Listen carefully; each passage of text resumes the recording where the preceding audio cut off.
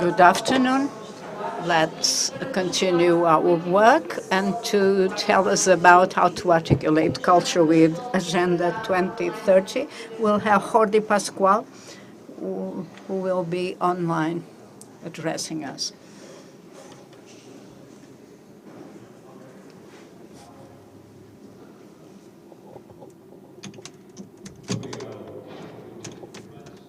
I am really sorry I cannot be with you.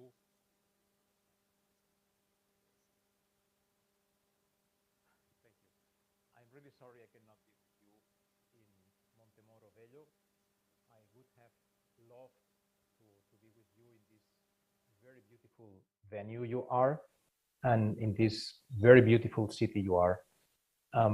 My apologies, but my family duties couldn't allow coming with you for this opportunity. I will try to summarize in the next 20 minutes what we in the UCLG Culture Committee, what we have developed to relate culture with the Agenda 2030. And I will begin with a small presentation of who we are.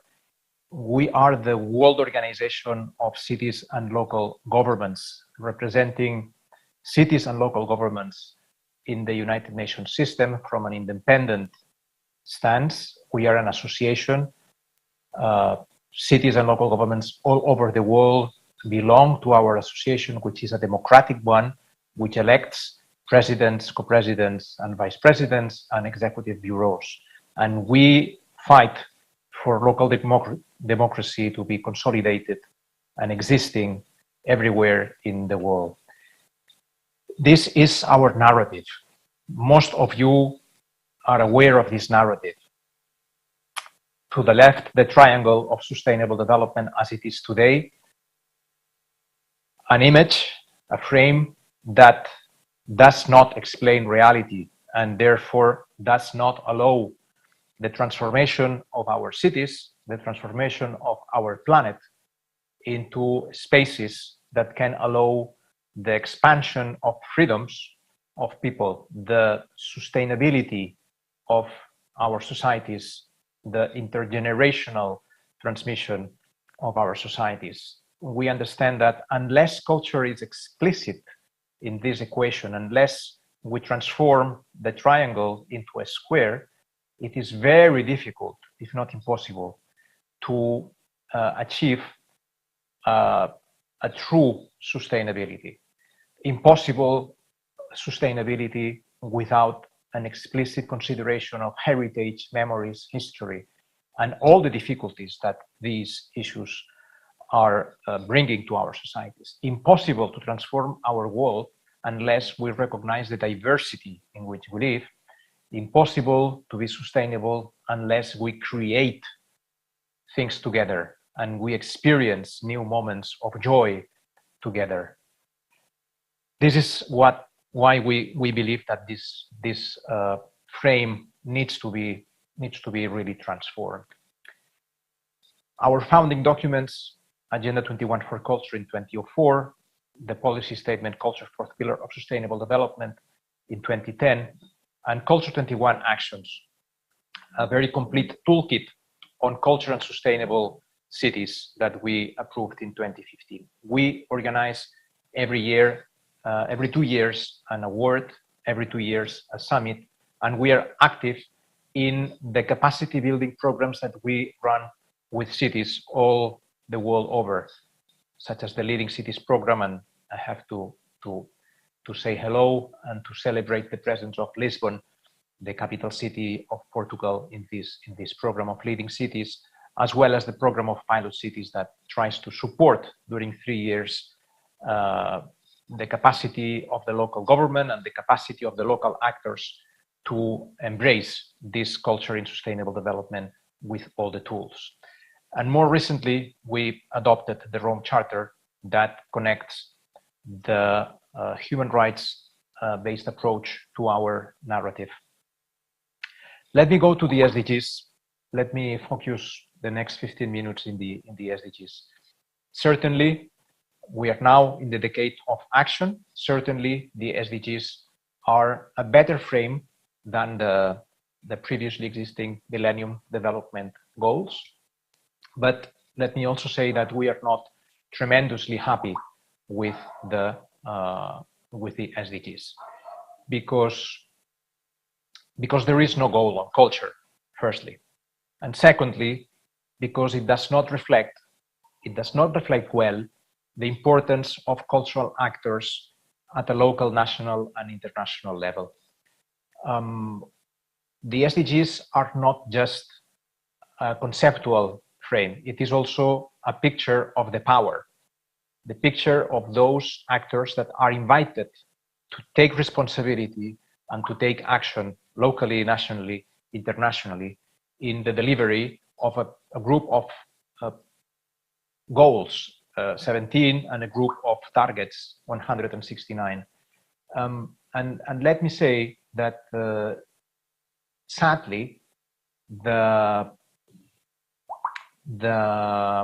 cultural actors are not identified as key actors in any of the targets, in any of the goals.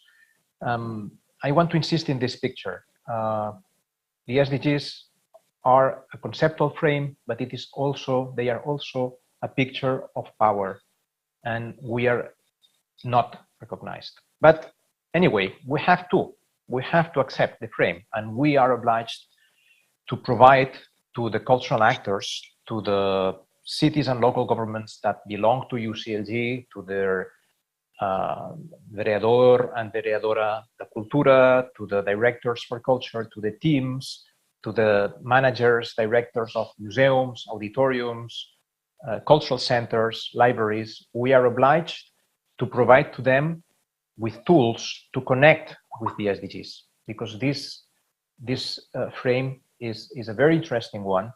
It is approved by all countries around the world, and it certainly entails a nice progress if we consider the previous Millennium Development Goals. So we have developed these three categories: the cultural localization of the SDGs, which is the broadest one. Some goals need the suitable language so that they are understood and they are implemented at a local level. Some other can allow culture to be seen as an enabler of sustainable development, mainly in those goals that are related to the economic development and to the climate emergency we are living. And last and certainly not least, some of the paragraphs, some of the formulations of the SDG include considerations that are related to the expression of identity, to the human dignity, and that therefore they come closer to the intrinsic values that cultural policies develop. This is our analysis at the level of the goals, but of course this is not enough. We went a little bit down and we analyzed the targets, which is where the real difficulties come, and where the real implementation of the SDGs is done at the local and national level. We have these big five, or the obvious targets. Most of you at this stage, I'm sure, after 7 years of the approval of the SDGs, you are familiar with these five. 11.4 on natural and cultural heritage, 4.7 on culture and education, 8.9 on sustainable tourism, 12B, same, and 8.3, development using creativity and innovation. We have identified these other 10, equally important, although not as explicit as the other five. Target 10.3, ensure equal opportunity and reduce inequalities. This is one of the classic endeavors of local cultural policies. Target 1610, a very dear target of libraries, because it relates to the freedom of information and the protection of fundamental freedoms. Target 51, very often forgotten, but very important that the fight for gender equality needs also to consider and put to an end all cultural discrimination against women and girls. Target 12.8, we believe that the information and the awareness of our societies on the need to harmonize our lifestyles with nature has a lot to do with culture and with cultural policies. Target 17.14, we cannot imagine policy coherence for sustainable development unless there is an explicit cultural policy in place, locally and nationally. 11A, the support to the relations, the links between urban, peri-urban, and rural areas cannot happen unless culture is added to the economic, social, and environmental links. Target 9.1, infrastructure. We cannot imagine a place without sustainable, resilient, cultural infrastructure. This means, of course, buildings, but also the governance infrastructure that culture requires. Target 11.4, access to basic services. We believe that there are some cultural services that are basic services of the community centers, libraries, interpretation centers. They need to be considered basic services. 13.3, on awareness raising for the climate emergency, and 15.9, the integration of ecosystem and biodiversity values into planning. This is a summary of what we wrote a few years ago, this guide that goes goal per goal, analyzing why culture is relevant in the SDGs, and already give an example of what cities are doing. A similar exercise we did with our good practices. We have in our database of good practices around 280 good practices, all of them indexed according to our keyword thesaurus of cultural policies. All of them also indexed according our 9 commitments, the 9 commitments of Culture 21 actions. But we also indexed the 280 good practices according to the SDGs. We do not want to talk only to cultural actors, and we want that all urban actors can use the good practices from cultural actors to develop locally the SDGs. These are examples of the good practices and the results that you obtain. And this is the example of one specific good practice. You see that the tags in blue, orange, and gray reproduce the 3 levels of indexation that we have. Feel free to use this observatory and to play with our database. We went a little bit further, and 2 years ago, we invented this 7 Keys workshop. We have done it in several places in our cities. This is in Bulawayo, in Zimbabwe. This is in Puerto de la Cruz, in the Canary Islands, and this is in Lisbon. And in this 7 Keys workshop, what we do is we invite local stakeholders, some of them cultural actors, to play with the SDGs, to play with the cultural assets of the city, with the cultural resources of the city, and to identify 7 actions that can at the same time improve the cultural of the city and localize the SDGs. So this is a nice exercise. We will keep doing this exercise in other cities around the world. And last but not least, let me finalize my presentation with this critical approach. I said previously, we are not happy with the SDGs. We believe that there should be a culture goal. And this is what we have been doing in the Culture 2015 goal campaign in the period 2013-2015. And that's what we are doing with the Culture 2030 goal campaign, with the same actors, with the same global cultural networks involved in the campaign. And this campaign includes the International Federation of Libraries, IFLA, the International Council of Monuments and Sites, ICOMOS, the International Music Council, Culture Action Europe, as well as other networks, and including also the Culture Committee of UCLG. We published our strategy a few months ago, and I have the pleasure to announce that very soon, in 2 months, we will publish a draft of how a culture goal should look like. We will release this document on the 27th of September in the frame of the Mundiacult conference to take place in Mexico City. We are aware that there are some states, member states of the United Nations, that are not fully convinced that this is a good idea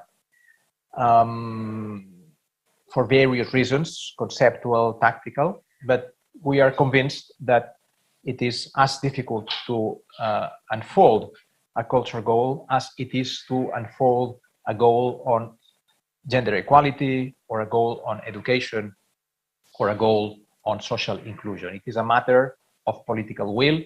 We have the knowledge, we have the indicators. Now we need the power. We need to be recognized as actors in the delivery of the SDGs. Two tiny excerpts of our work in the last months. We released a very interesting report on gender equality and cultural actions. You can download it from our website, and another one on culture and climate resilient development. The two revolutions that are transforming the life of our societies, the feminism and the fight to save humanity, living humanity in this planet. I remain at your disposal. I invite you to follow us on social media, and very, very happy to be connected with you should you believe that our work can be useful. Again, my apologies for not being able to be with you physically, and yeah, I wish you a very good afternoon, una boa tarde para todas e todos. Quedo muito obrigado. Até a próxima.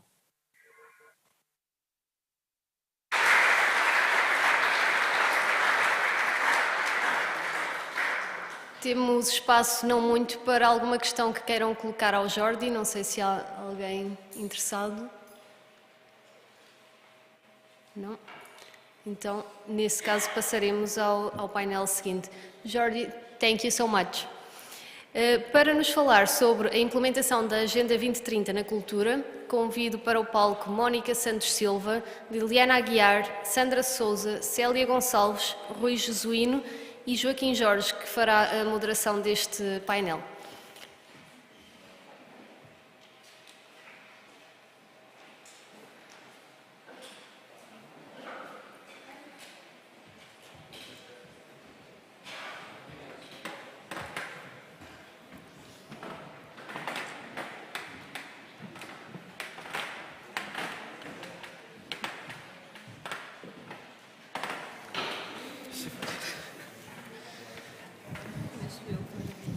Ora, boa tarde a todos. Eu tenho comigo, e vou se calhar começar daquela ponta, a Mónica Santos Silva, do Instituto Marquês de Valflor. Depois tenho a Sandra Souza, da cooperativa C Ser Mais de Leiria. À minha direita, a Institute, then Sandra Souza, cooperativa Ser Mais from Leiria. Célia Gonçalves, Aldeias da Montanha, Mountain Villages, and Rui Jesuíno from the municipality of Elvas. and by the order that we have in the agenda. And I'll give you strictly 6 minutes to my guests to looking at the monitor with your countdown, the screen you have in front of you. You'll have the countdown for the time allocated to you. What you have here before you are sync examples, 2 of which outside of the municipalities, some of which linked to local promoters, like the cooperative Ser Mais.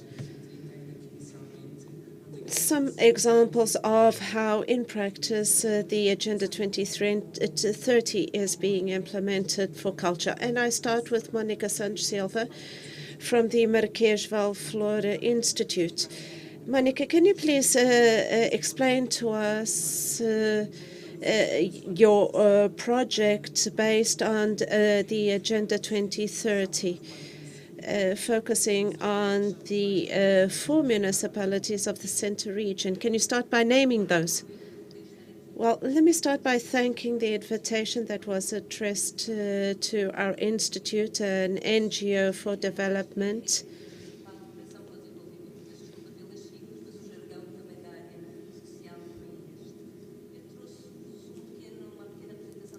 I have a very short PowerPoint to make sure that I stick to the 6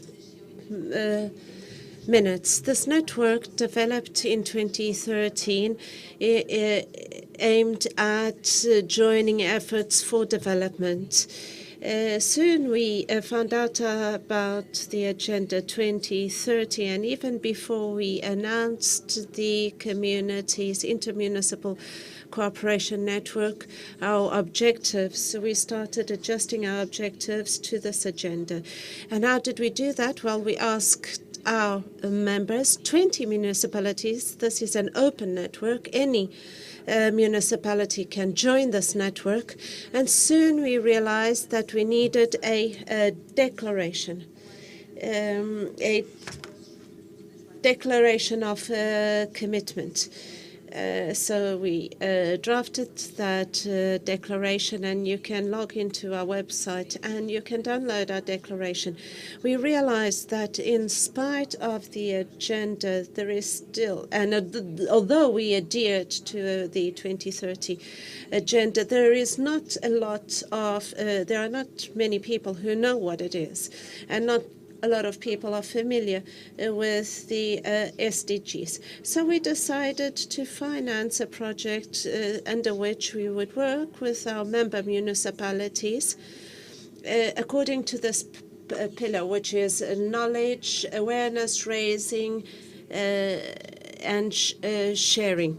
And we wrote a number of manuals, which is essentially the ABC of the Sustainable Development Goals and the targets, because most people are not familiar with them.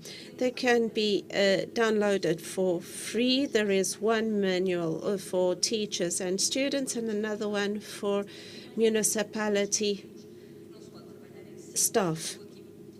And this is where we discovered that we cannot work in silos, because if we don't have multidisciplinary teams in the municipalities, we are unable to implement the agenda. We have seen this on the ground. If the agenda focuses only on the environment, for example, the social dimension is very hard to implement. But, for example, if a councillor is in charge of education, the social dimension is forgotten. So we felt we needed to set up multidisciplinary teams. We also wanted to educate the community.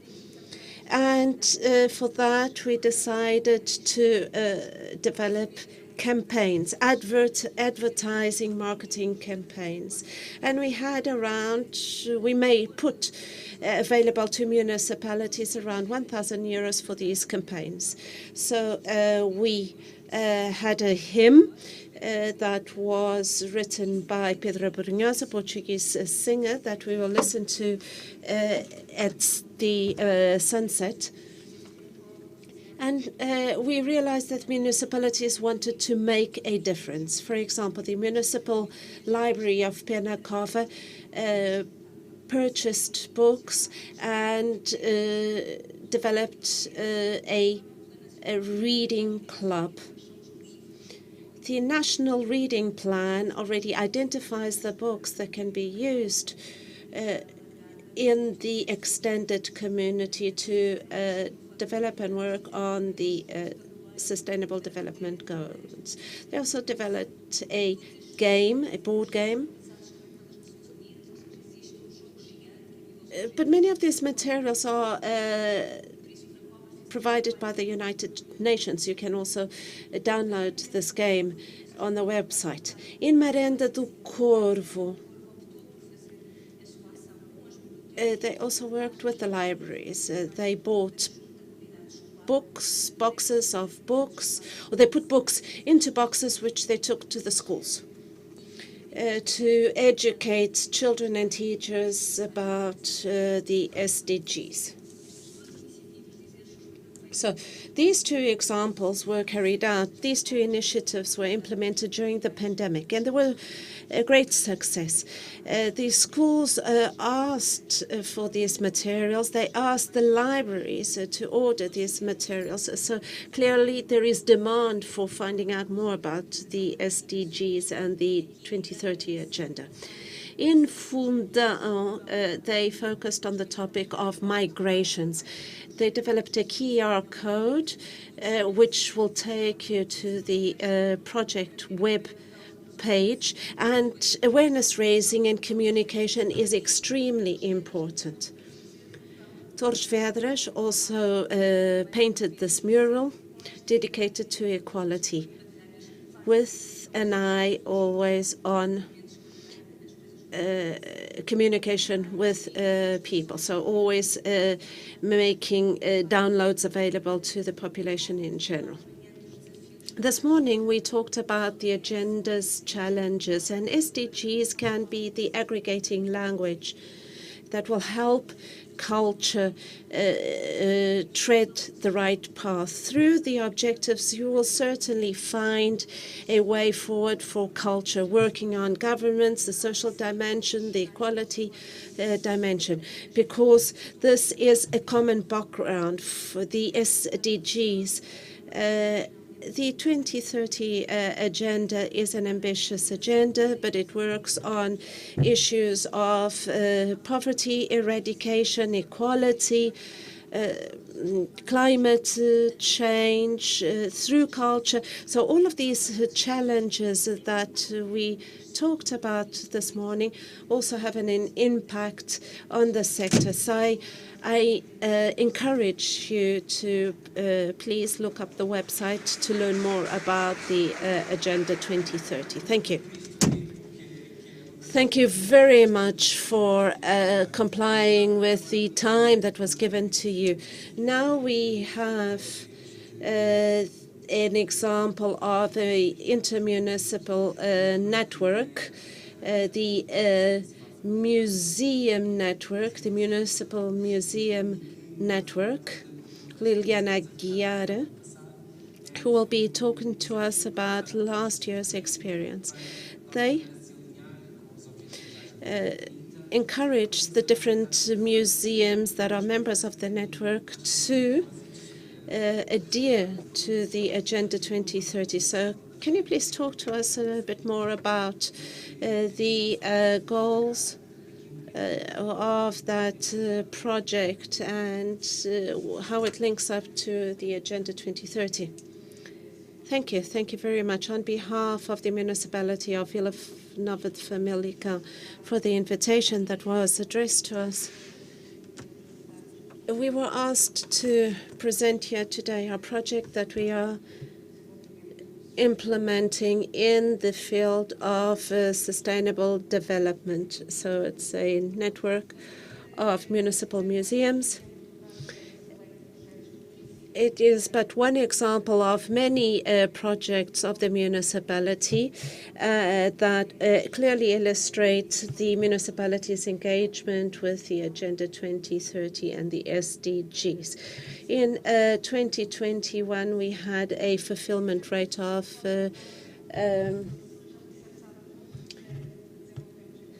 more than 50%. This project stemmed from another project that involved several municipal museums. This is a platform of collaboration and communication between museums, and this network has now gone down a different path aimed at achieving the SDGs of the Agenda 2030.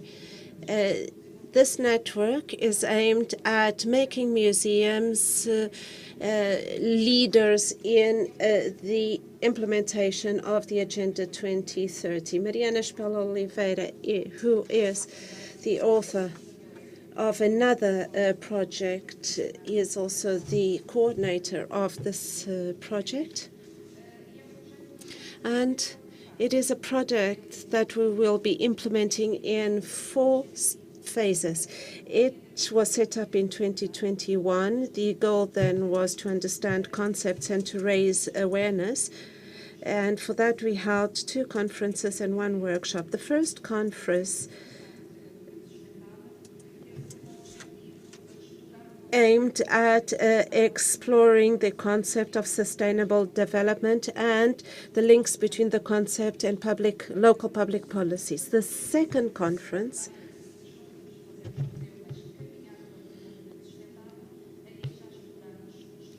addressed the pillars of sustainable development, the different pillars of sustainable development. And the aim of the workshop was to shock in view of raising awareness, because we wanted all participants to measure their ecological footprint and to measure the museum's footprint. And they were shocked by the results. They realized that some of them needed 6 planets to be able to meet the goals. The second stage that is taking place now in 2022, our goal is to know and set. We set up the museum sustainability index in order to measure our status quo, what is our goals, and what is the path that we need to take in that direction. So we set a number of indicators under the SDGs, adapted to the Portuguese context and applied to a questionnaire. The questionnaires have been answered, and now the results will be analyzed in order to set up actions for the museums. And at this stage, in this phase, we hope to determine which are the pillars that are most deficient, most incomplete for each of the museums, and what they need to be able to fill in those gaps. This was followed by a best practice guide, which is intended for internal use, but will be later made available to all museums who wish to follow the example, and that wish to apply to their management culture the guidelines. In 2023, we intend to implement the actions that were identified and set up for implementation. They will then be monitored in view of making any adjustments by organization if necessary. Phase 4, in 2024, we intend to carry out an evaluation to assess the impact of these actions And together with the museum network and the V-Smart Philomicon, which is the team that is responsible for implementing the Sustainable Development Guidelines, because we will need to collect external data. So this is a challenge. The project is a challenge. It is a challenge because we are a very diverse network. In light of the law, we are composed of 10 museums and 2 collections that can be visited. We are also differently managed. 4 museums are managed by individual municipalities. 2 other museums are of intermunicipal management, and the rest have private management. And this has implications for the financing and influence collaborative projects like these. Another challenge is to combine the actions set up and the actions of Famalicão.30, which is the municipal strategy, which is entirely aligned with the SDGs. But for that, the municipality has the so-called SDG ambassadors, which is a group that is part of the V-Smart community, which is a group of people, staff from the from the municipality and also from local communities and local institutions, which together with the municipality identify needs and actions and a sustainable development which must be applied to the territory. The size of the territory is yet another challenge, and the density, population density. 202 square kilometers with different borders, population distributed over rural and urban areas. So it is a challenge to set up measures and actions that are of interest to the community across the board. But challenges are not problems, we often say, and together we will be able to overcome them. To believe that we will be able to achieve them is in itself a challenge.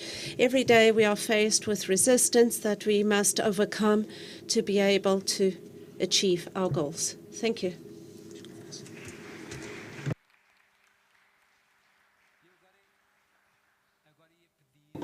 Now, I'd like to ask Sandra Souza from Ser Mais Cooperativa. They have this MAPAS project,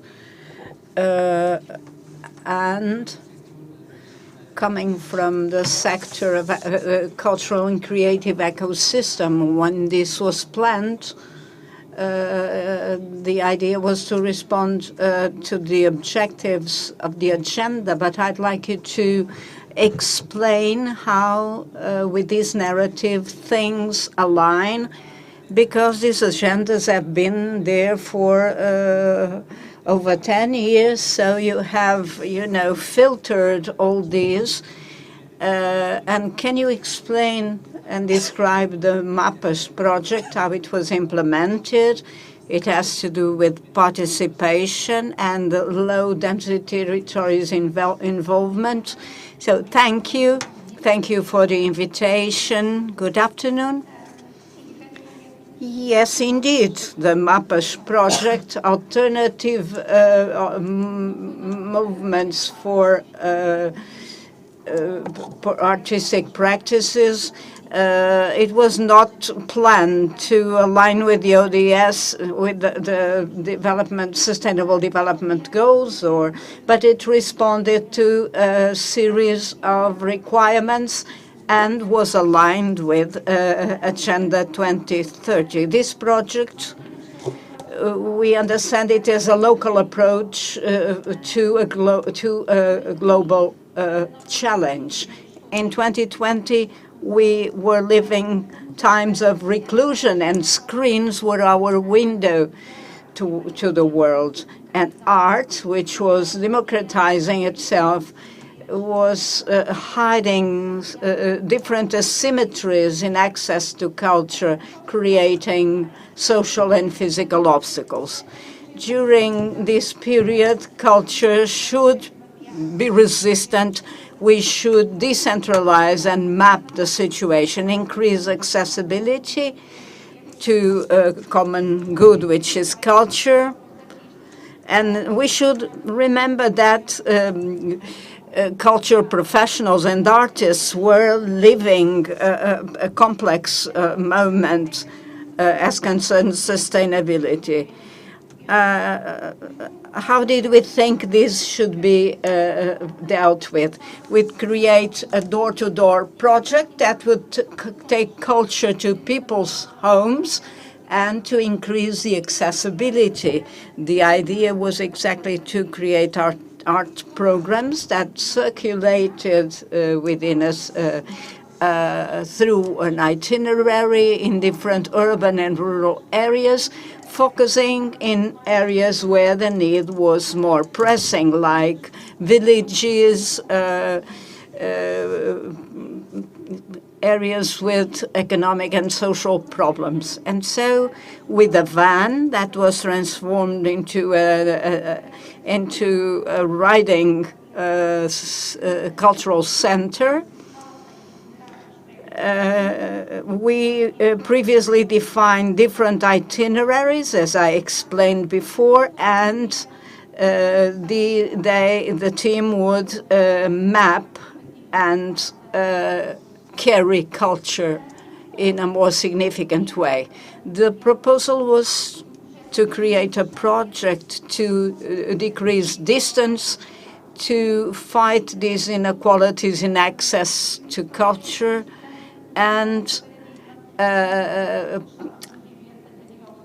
was the agent of a change of paradigm in the face of the problems we were living socially and economically. So Mapas ended up by being a project having to do with mobility, art, proximity with the populations, accessibility, and also society, of course. A project that delivers culture to your door and takes it to people.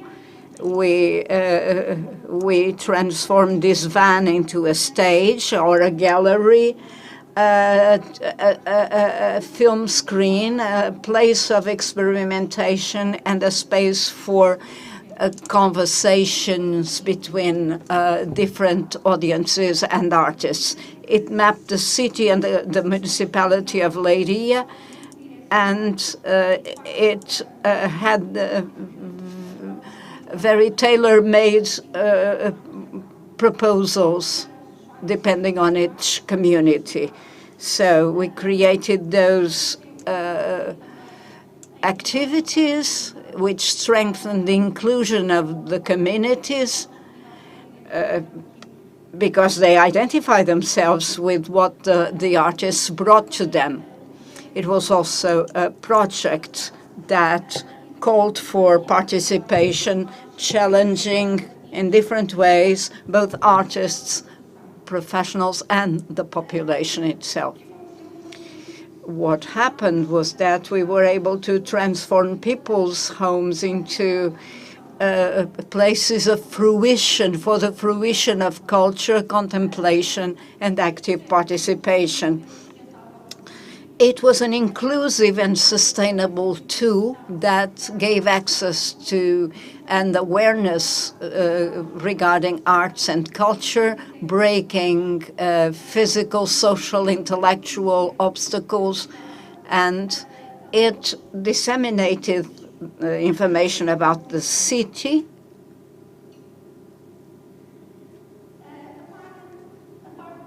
So, in parallel with Mapas and physically, we also had an online project where on a daily basis we showed what we were doing in mapping the city in its different areas, and three key projects were added to these with people from Lydia being the main agents, revealing voices and places, showing their city as a place where culture can be transformative.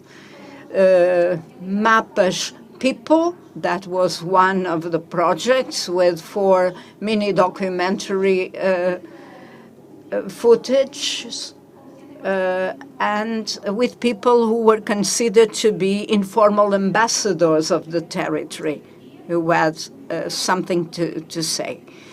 The other one was a journalist that captured faces and the desires of those who inhabit the territories. Another one was letters to the future.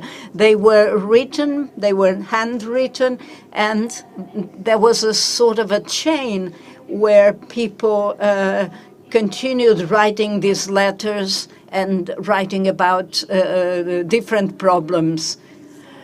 This project was ultimately a project whose outcomes, well, it took 12 days, visiting 30 places, 81 activities were carried out, and its impact had to do with decentralization of door-to-door culture, accessibility and inclusion. So it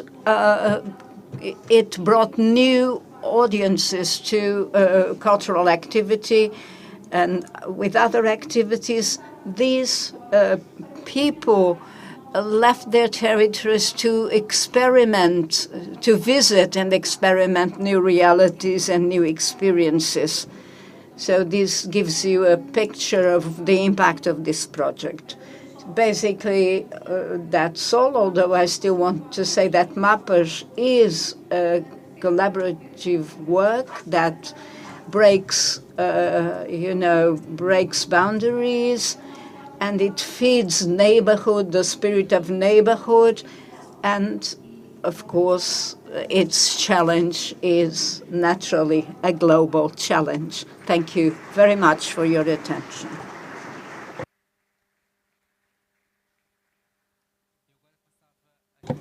Now, on my right side, Celia.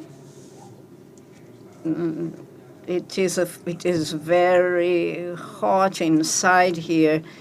Maybe those at home have their air conditioned. We don't. So thank you for Celia. Comes from the mountain villages. She's going to talk to us about a rural cooperative, co-working cooperative. So it has to do with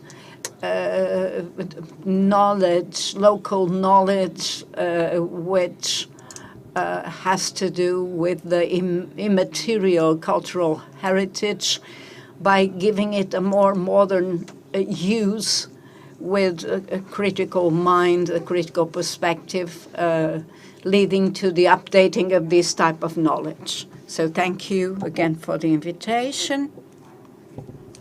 I work for the Mountain Village Network with Serra da Estrela and Serra da Gardim. It is co-founded by Prover in the experimentation axis within community and creative ecosystem mountain villages. So one of the projects that we organized and designed, it was planned together with the municipalities and all the local authorities and community leaders. It's called Co-work Cooperative Space, Mountain Villages. Its aim is to bring life to these villages, and the underlying principles are urban rehabilitation through circular economy, furniture, locally produced furniture. Nothing is bought in mass, stores. All these pieces were produced locally, involving local crafts and the communities and small local enterprises. So the environment is, of course, rural. This is the first co-working network in a rural environment, and it's a no profit between the network of the mountain villages and the neighborhoods, as well as the municipalities. As for urban rehabilitation, these were empty spaces, spaces that were no longer inhabited and were not used on a daily basis socially by the villagers. So this could be an opportunity to promote social innovation and cooperative economy. So reusing buildings are, of course, aligned with 11 and 15, with ODS 11 and 15. In order to create a different, inspiring space, we're creating co-working networks in villages, not in an urban network. These are village co-working spaces. And I had a very interesting experience. This was my idea, but these spaces have been a failure. And when the team started planning this space, we thought that they should be inspiring and impactful. They must be spaces where you feel the identity of the territory, the culture of the place. And so everything is locally produced. All the pieces have a technical description produced by designers, and then which local people who embroidered in cross stitching this description of, for instance, the lamps. We give them the technical description, and then they are reproduced. There are no IKEAs, no Moviflor, no Leroy Merlin here. Whenever we had to buy parts, we did it in the locally. So the general characteristics of these co-working spaces are a shared working space.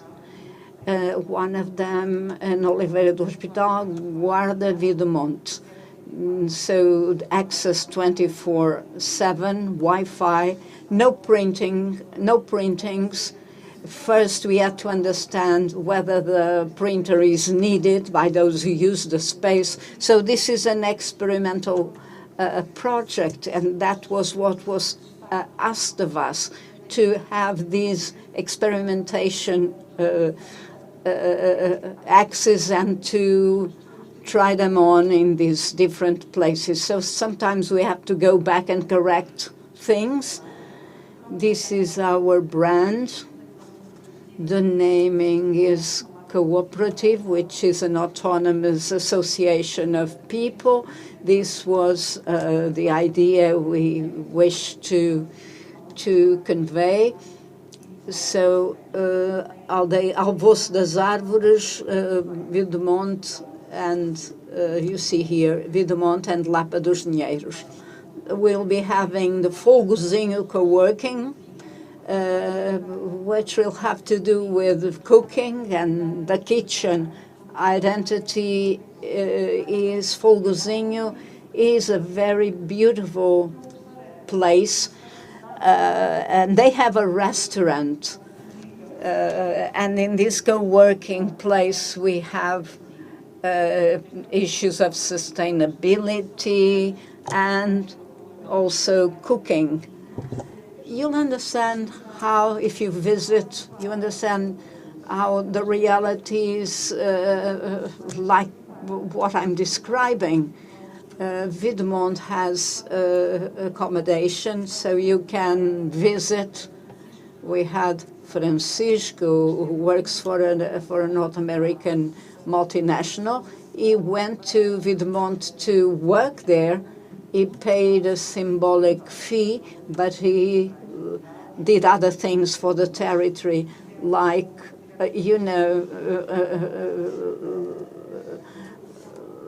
like helping cooking bread and cleaning the beach, etc. So, Lapa dos Dinheiros. So these sofas were in the garbage, if I may put it so, and we have redone all these and reused. This is the fogozinho. I don't have a photo of the inside. All the concept has been planned with the municipality and the local authorities. Now we need funding to implement it.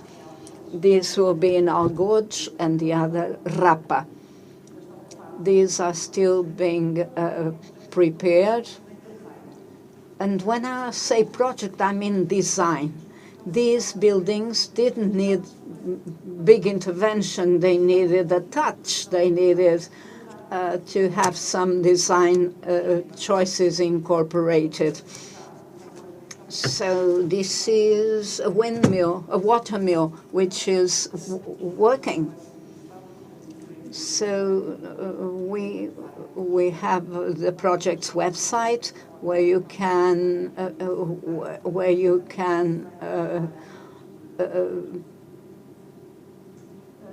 stay. There will be a shop.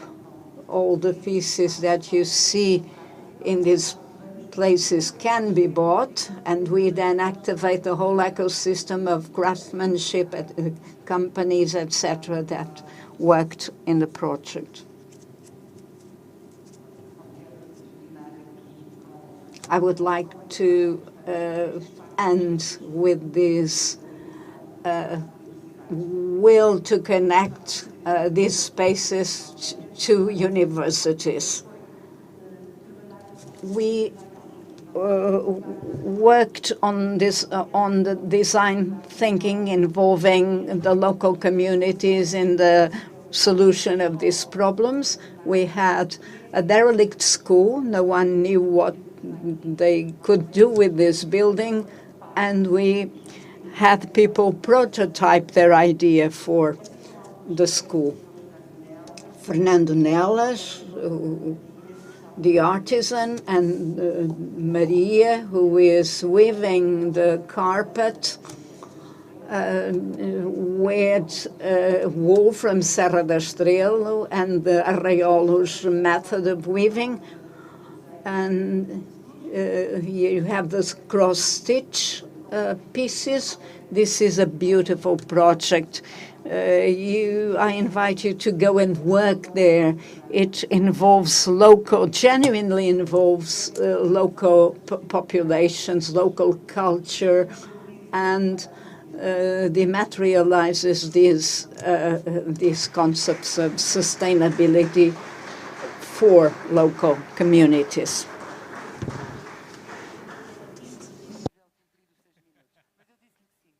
I knew that I would not be able to stick to the 6 minutes, but I told him yes. Well, of course, we're all dramatizing here. And last, but not least, the municipality of Elvas, Rui Genuino, who will be talking to us about the challenge that lies ahead of them.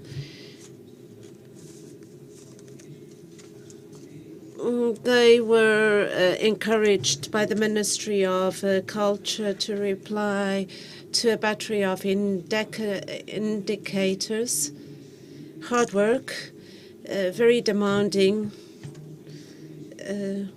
hard to complete, but with the UNESCO experts, you managed to achieve the stage of the final report. So please, Rui, tell us How was it to meet the challenge, rise to the challenge of the thematic indicators, the UNESCO thematic indicators? I wish to first thank the municipality of Elvas the organizers for addressing the invitation to us.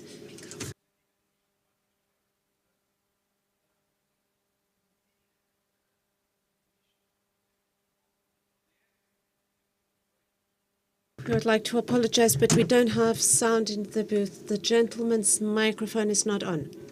Now it is. Thank you. These are the thematic indicators for culture. And these are the goals: to measure and monitor using quantitative and qualitative data the role of culture for the implementation of the Agenda 2030 objectives and targets. Why is that? Well, to understand whether culture is a fundamental instrument for the sustainable development processes. We all know that they are, but we are now trying to translate that into a process that is being coordinated by Susana Teixeira. These are the landmarks to reinforce the promotion of culture, good governance. The project had different phases. First phase, identifying stakeholders, an initial workshop, and then the collection of data from the different identified sources for drawing up the table with the thematic indicators, uploading the table onto the portal, and analysis. We have different partners, different challenges, different constraints, the lack of aggregated statistical data from our statistical office, the lack of or shortage of human resources. In the rural areas, we know what it is.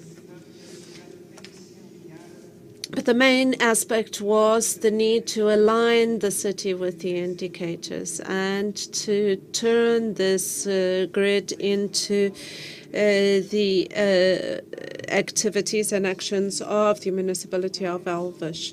These are some examples of how the appropriation of Agenda 2030, or rather, how the Agenda 2030 was appropriated by the political culture, by the cultural policy, sorry. The gentleman is really reading very fast, which is making our job very hard. Among the different policies we had, the promotion of sustainable agriculture, the sustainable water management. As you know, Elvas is a big is faced with the challenge of managing water and water shortage. Target 8.3, labor innovation, entrepreneurship and creativity. We created grants for the university and the hotel school of Porto Alegre and other courses in Elvas. We also created these social programs, OMTJ and OMTL, that creates first job opportunities for students who have just left school or universities. As far as infrastructures are concerned, we changed all window frames of all municipal buildings to improve energy efficiency of the buildings. Under 9C, we reinforced access to information technologies and enhanced scientific research.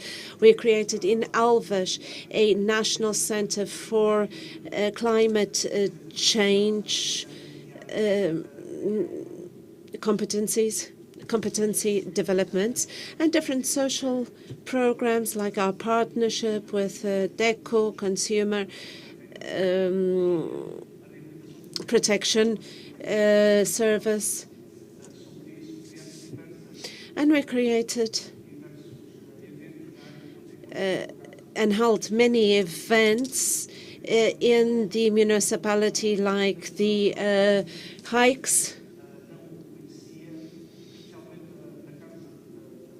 and the tracks.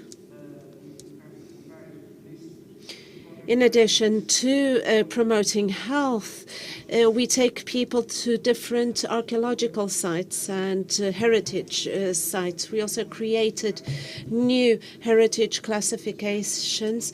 Elvas now has the historical center that is classified as World Heritage, but there were other buildings that were not protected, and we managed to apply and win the classification. Bird watching as well, and other tourist niches like the literary tourism and Jewish tourism routes.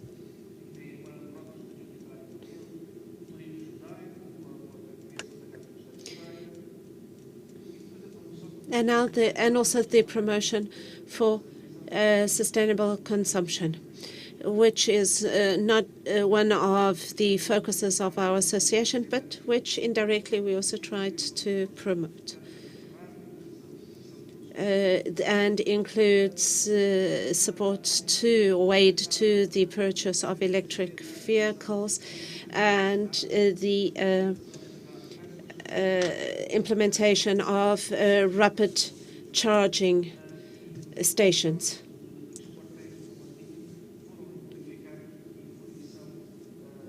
Several other buildings were also refurbished and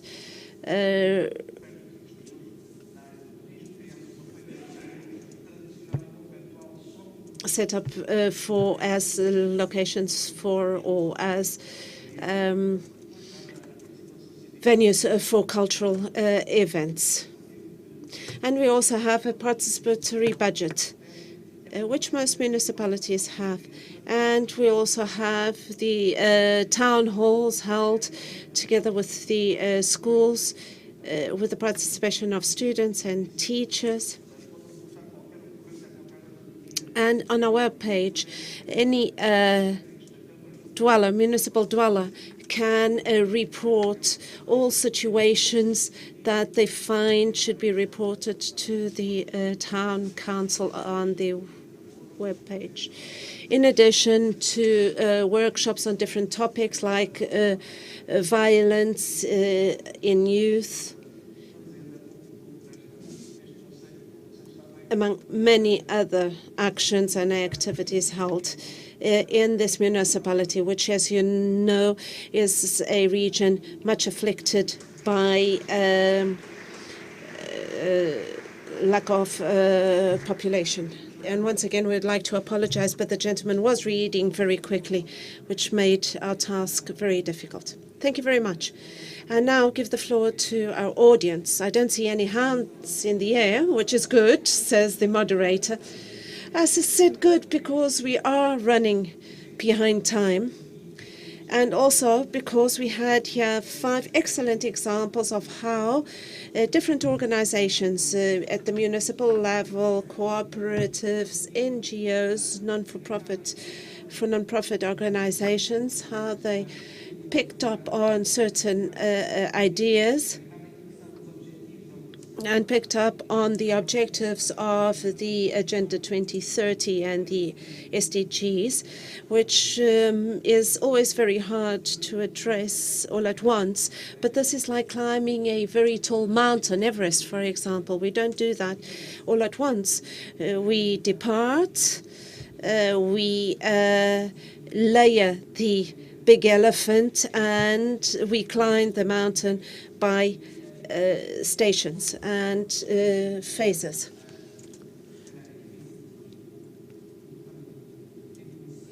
So all of these people did not have a lot of time to present their projects, but they will be with us for the rest of the day.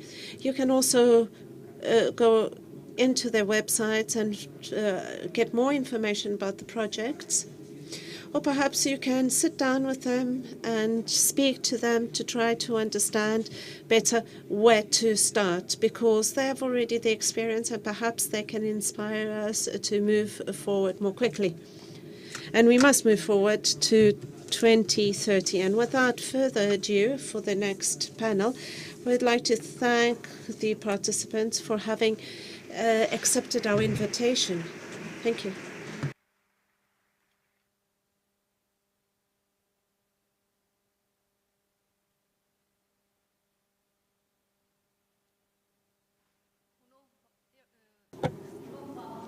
The new European Bauhaus as a change of paradigm in the way of designing and implementing European programs is the topic for our next panel.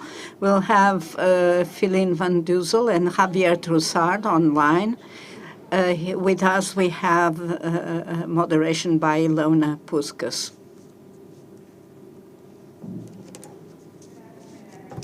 Boa tarde. Which is the European Institute for Innovation and Technology, and more specifically the new European Bauhaus initiative, which was launched with a co-design phase in the end of 2020. And I'm really pleased to be here. Thank you for the invitation and the exceptional hospitality, because I feel like we already are demonstrating and embodying all the values that the new European Bauhaus stands for. Namely sustainability, inclusivity, and quality of experience, or aesthetics, if you will.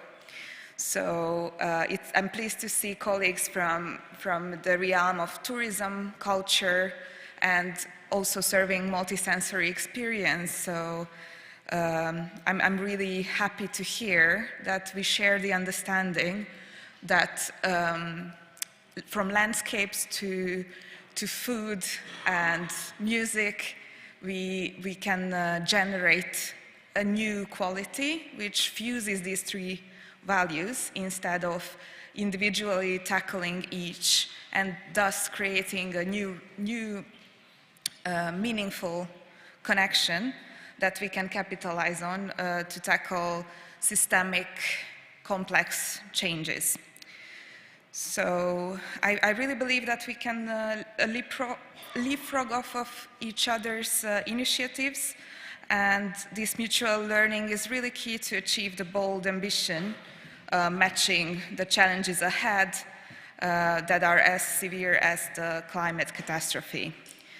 So what I've been hearing this morning and early this afternoon is how creativity community, in collaboration and harmony with policy, business acumen, and implementation potential and power, can really introduce a new way of looking at culture, not only instrumentalizing, as one of our colleagues pointed out, being a problematic issue around applying art, design, or culture in the broadest anthropological sense to our projects. So how might we keep the autonomy and sovereignty of various genres and fields of cultural and creative production, while also serving higher goals and finding these intricacies where they could really support movements, communities, in order to further the agenda of social transformation. So the new European Bauhaus was hatched in the European Commission and also originates as a concept from the Potsdam Institute and Dr. Schellnhuber. So, but what our take as CIT community, namely several KICs in the consortium, including Climate KIC that I represent, EIT Food, Urban Mobility, Manufacturing, and Digital, we joined forces to really turn into action and concrete steps and programs what the JRC delivered as a more conceptual, abstract compass and work that we will hear in a short minute from Xavier Moore about.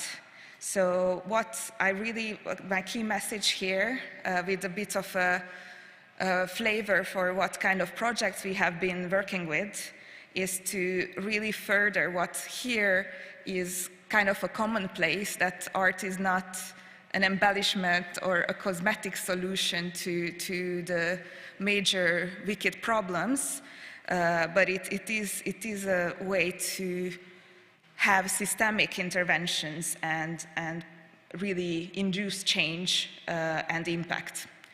So let's hear from Xavier, who is the head of the Joint Research Center. We have a short video.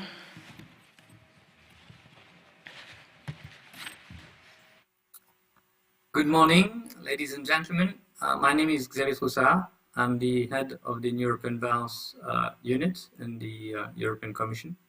And I would like to start by thanking the Directorate Regional for Culture of the Centre of Portugal for this very kind invitation to join the third edition of the International Conference on Culture, Territory and Development. I unfortunately cannot be with you physically today, but I'm happy to share some information about the development of the initiative through this short presentation. You already know for sure the European Vows, this ambition to develop a movement that would support the transformation of our living places and ways of living into more beautiful, sustainable and inclusive ways. We have developed this initiative with a view to connect the global challenges of the climate change with the local context where transformation makes sense for people. An initiative also where we can start from a bottom-up process, highly participatory, because we believe that no meaningful transformation can happen without the people, without the communities, and also a very transdisciplinary movement where culture can connect to science, where the public authorities can connect with businesses, and where we can all together try out, experiment, develop and find the new solutions for a more beautiful, sustainable living together. We have gathered through the co-design phase a number of axes for the transformation, and we have a clear ambition to have an impact on the ground with as many places where projects bring transformation to people. Transformation, of course, also of the ecosystem. The industrial ecosystems needs to be turned towards new forms of innovation, and the change of mindset, where education and culture can help developing and diffusing new meanings around the European Vows. So what do we have to do to make this initiative a success? The first thing is probably we have to continue to reflect about what it means to be New European Vows. So we have to look at what are the different levels of ambitions and the forms of ambitions that a New European Vows transformation can take. We are currently working on a compass with our community. It will be presented in September.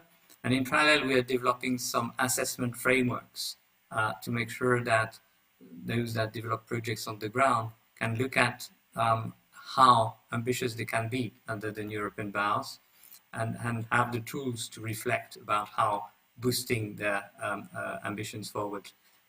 We want also to see where this work can help, in particular, public authorities to develop criteria when they want to bring some funding or some support to initiatives, or where a label can make sense.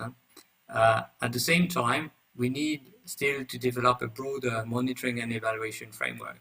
How are we going to monitor the trajectory of this movement? How are we going to evaluate its impact on the ground?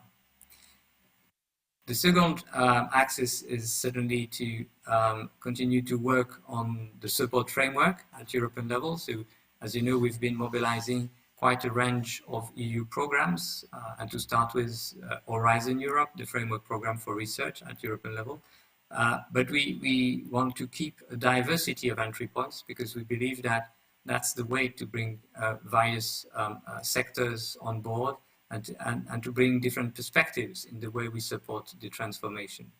What we want also to achieve through the mobilizations of this diversity of tools is greater diversity. We need a great diversity of context in which the New European Bauhaus is practiced on the ground and experimented, so that we have also lessons that can be shared with many different parts of Europe and beyond.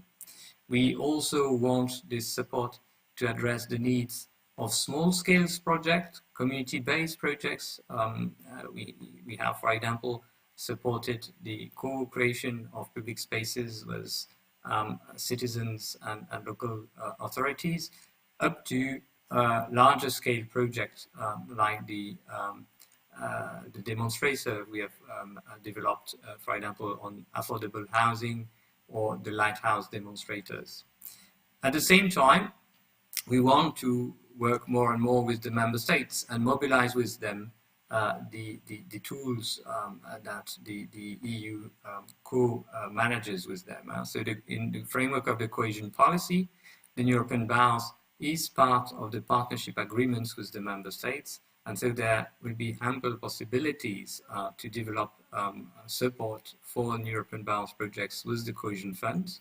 At the same time, we see that the recovery and resilience plans in the member states cover important areas like renovation, culture, education, where the European Bauhaus can again benefit from financial support. We are also reflecting about new ways of mobilizing financial support, for example, in working with philanthropy or experimenting with new types of tools. But the key characteristic of the European Bauhaus is probably its community. We have gathered since the beginning a very diverse community. We have more than 500 partners now, and they range from very small local actors in rural territories up to big international network of the United Nations. And in terms of areas of focus, area of interest, we see that they also cover quite a wide range of areas. And I think this is what makes this community of partners very unique. It is the embodiment of this transdisciplinary approach and global and local principles into the community. But these partners need to have both contexts for their projects, and that's why we have invited among our friends local and regional authorities to join the European Bauhaus. They need also probably some solutions that can be tested coming from businesses, or they need also some sponsorship from the businesses. So that's why we also reaching out to business friends. And our expectation now is that these friends and these partners will be able to develop the European Bauhaus lab projects, those projects that can prototype and test on the ground new approaches, new solutions for the kind of transformation the European Bauhaus is ambitioning. We have already a first set of projects, but this is just the beginning. And we see among our partners new ideas emerging on a regular basis. Beyond the NEB Lab, which is the do tank, we continue within our community to first celebrate what is already a manifestation of the European Bauhaus around us. We do not start from scratch, and the European Bauhaus Prize is a way for us to show how concrete projects already embody the values of the movement, or new ideas by young people project these values into possible solutions that will be further tested. So we had the second edition of the prize this year, and all the finalists and those who received the prize are already part of the New European Bauhaus community. We had also this year the first New European Bauhaus Festival. It was organized from the 9th to the 12th of June. The core organization was in Brussels, but there was also a virtual platform to make sure that everybody anywhere could follow. And quite importantly, responding our invitation, a lot of partners have organized side events across Europe and beyond during the festival.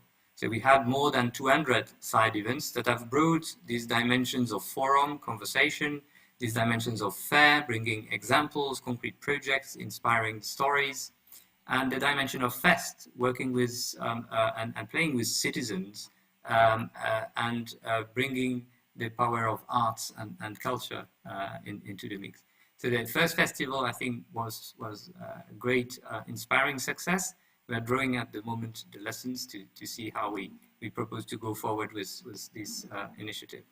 So these were the few pointers I wanted to share with you on the trajectory of this initiative. I think your conversations at the crossroads of territorial development, the role of culture are fundamental for the New European Bauhaus. And so I look forward hearing about the results of your work and looking at the ideas, the recommendation that you may bring to us.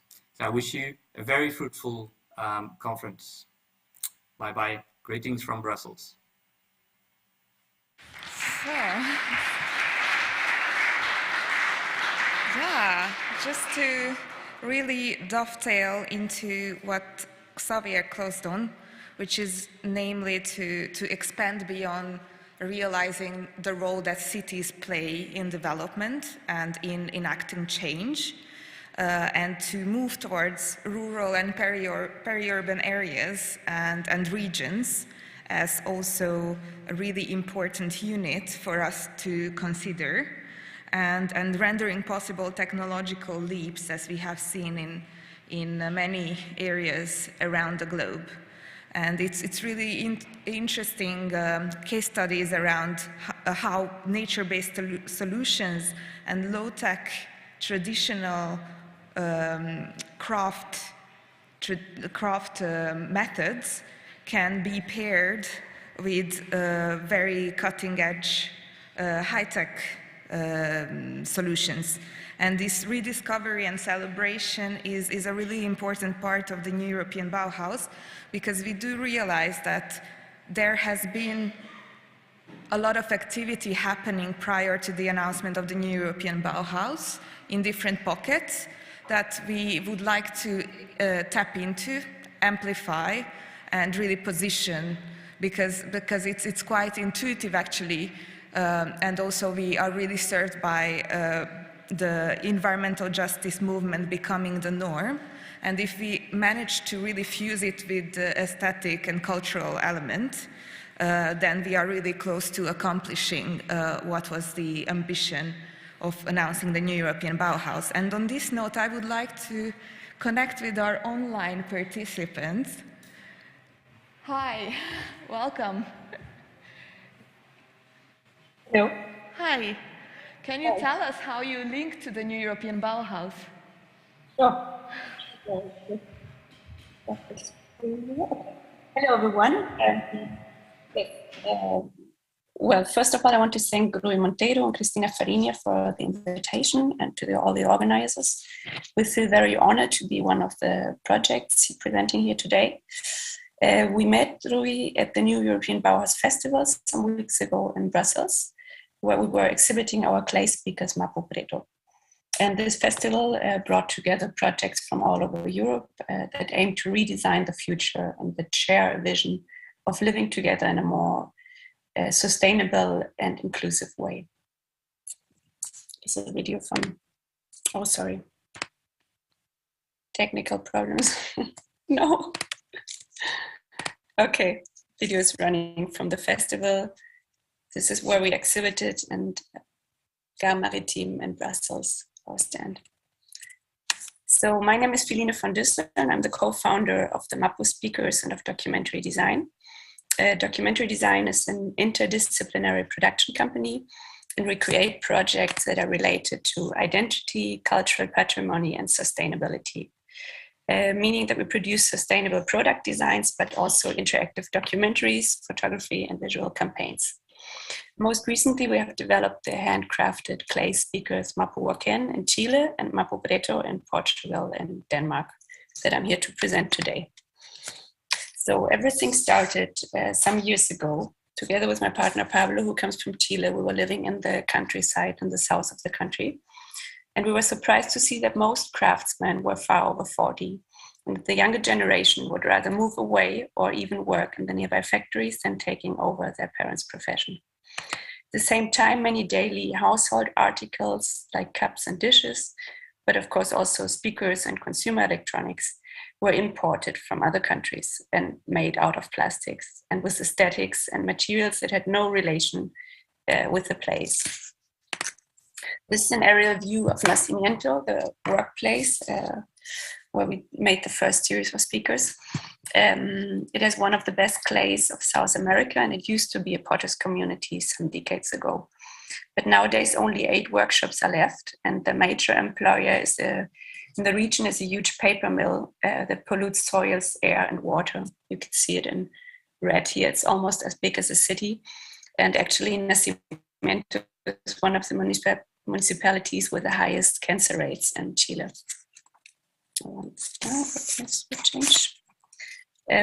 But of course, this does not only happen in Chile. It's a global problem, and all over the world we can see how industrial mass production is leading to an irreversible loss of ancestral knowledge and tradition. So we thought, how can we give a new perspective to traditional crafts? And how can we incorporate local knowledge and materials in the global industry and production process?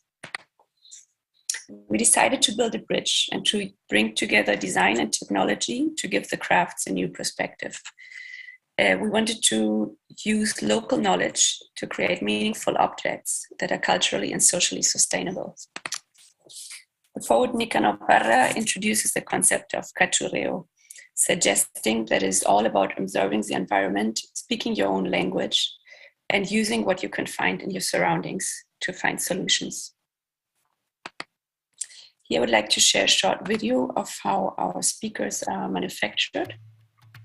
Is it there?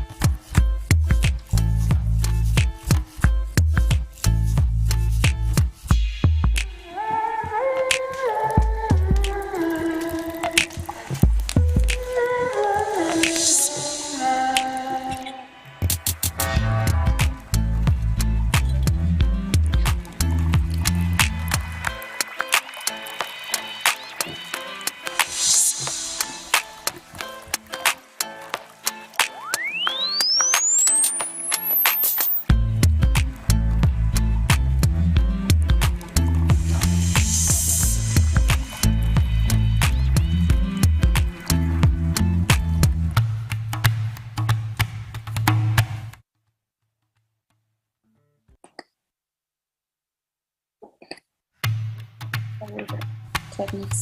Okay, so our overall aim in working methodology is to rethink crafts and to rethink production methods. We produce unique handmade pieces, we use as many eco-efficient materials as possible, and we produce in a transparent, inclusive, and cooperative way. With this, we help to maintain meaningful regional jobs, and we also cooperate with local NGOs. Our aim is to become the first carbon neutral speakers in the world and to actively contribute to the transfer of knowledge by also giving workshops and acting as a window for intangible cultural heritage. Here's some images of our clay product development and working process, and also of the work with wood and wool that we do. And in 2018, we launched the first series of speakers through a crowdfunding campaign. We reached our funding goal in less than 2 hours. We had a lot of international media coverage and also won awards for design, sustainability, and innovation. For us, this was really a crucial moment because after years of work, it finally showed us the full potential of our project. One of the best things that happened after the campaign was that we were invited to the Sound Hub Denmark to work on the acoustics of the product together with companies like Bang & Olufsen and Harman. By now, we are a team of 3 persons operating in Portugal, Chile, and Germany. And we started our journey without knowing much about acoustics or ceramics, but received a lot of support to bring our project to life. By now, we also have set up an incredible network and collaborations with craftsmen, designers, and engineers from Portugal, Chile, Denmark, and Germany. This is our new product, Mapo Preto, which is handcrafted in Portugal, together with projects from Morelos, and the Mapo Preto stereo, the other type. However, our long-term plan is to bring this project to further places. Together with local craftsmen and partners from other regions, we want to produce further series of speakers in different geographic areas with ceramic traditions, with locally adapted designs, materials, and aesthetics. Our dream is to respond to this global challenge with local solutions and to find the right partners to create a triple sustainable impact, culturally, environmentally, and social.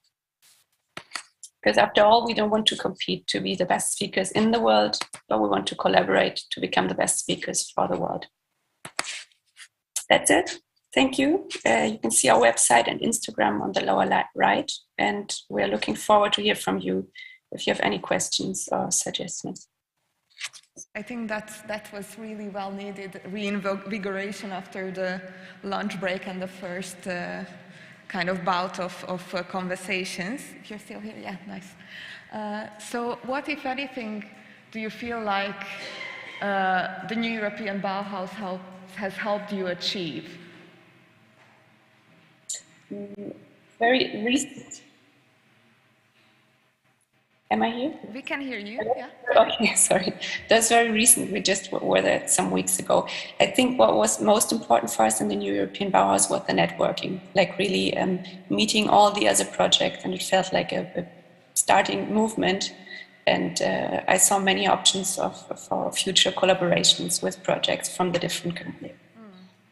And earlier, if you followed, we've touched upon actually quite intensively on the SDGs, and the new European Bauhaus is, I would say, even more esoteric and obscure for the time being.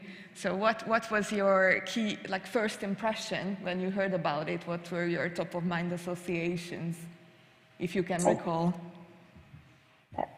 Good question. I think for us it felt like the right place the right platform to take part in and to connect with immediately. I think we could immediately identify with the values and the aims, and it's just starting. It's words for now that need to be filled with real persons and actions, but it felt like the right place where we want to be and participate and network.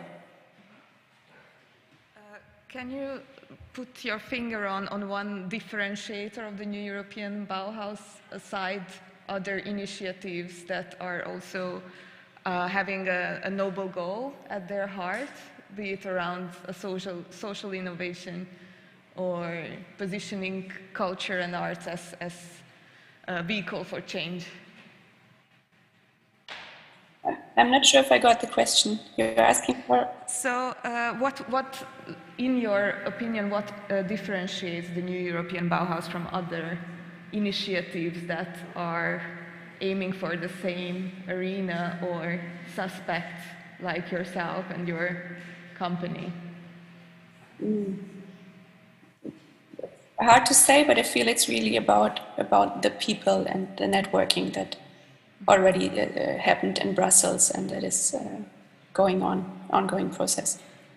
And what is your take on this very delicate balance between software and hardware, tangible and intangible heritage that you are playing around with, essentially, also respectfully in your product?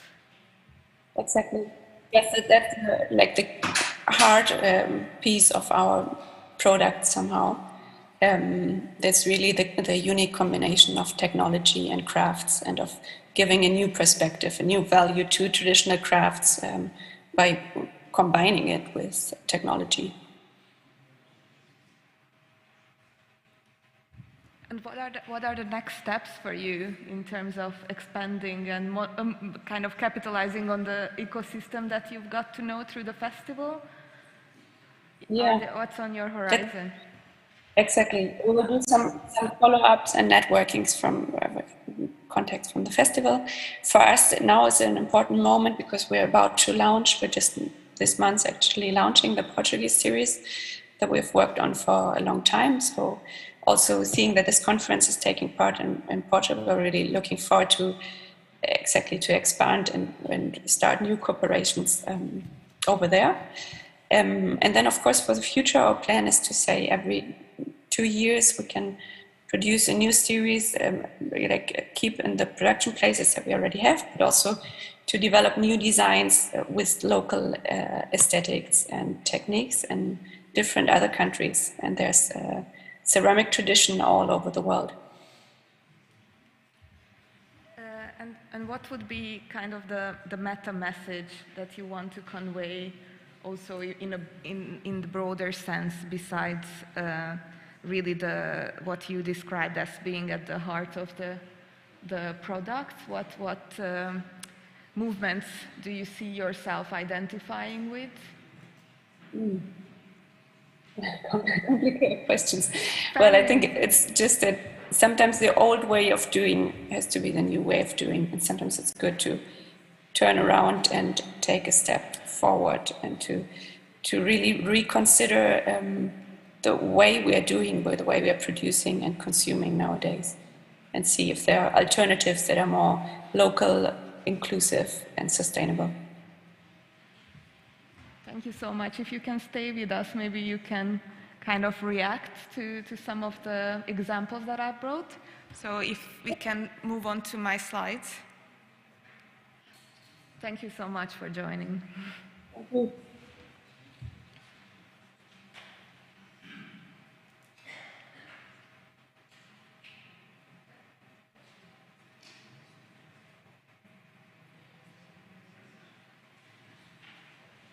Yeah, so just as a closing, I wanted to show in numbers what we have achieved in the past 1.5 years, and also key insights that we would really incorporate into developing both the thematic axis of what our challenges are for our open calls and activities, but also opportunities to engage with us in different modalities. So the next slide, please. Or can I? Yeah, so this is our model. So we start with the social demand, and our key pillars are education and ideation and citizen engagement activities. And we are piloting a hackathon week that is coming up in September. We will then channel the ideas that are born there into maker spaces and organize makeathons. And the end goal is really to create products and services, policies and behavior and ownership that can be checked against, again, the social demand that provoked these and result in social validation and adoption. Then, yeah, let's see. Yeah. So this is our last year.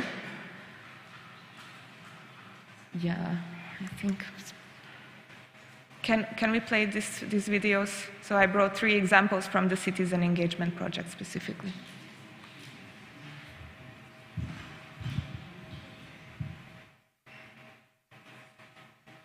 El projecte Crosskick difon i posa en valor les comunitats energètiques com una peça clau en la transició energètica.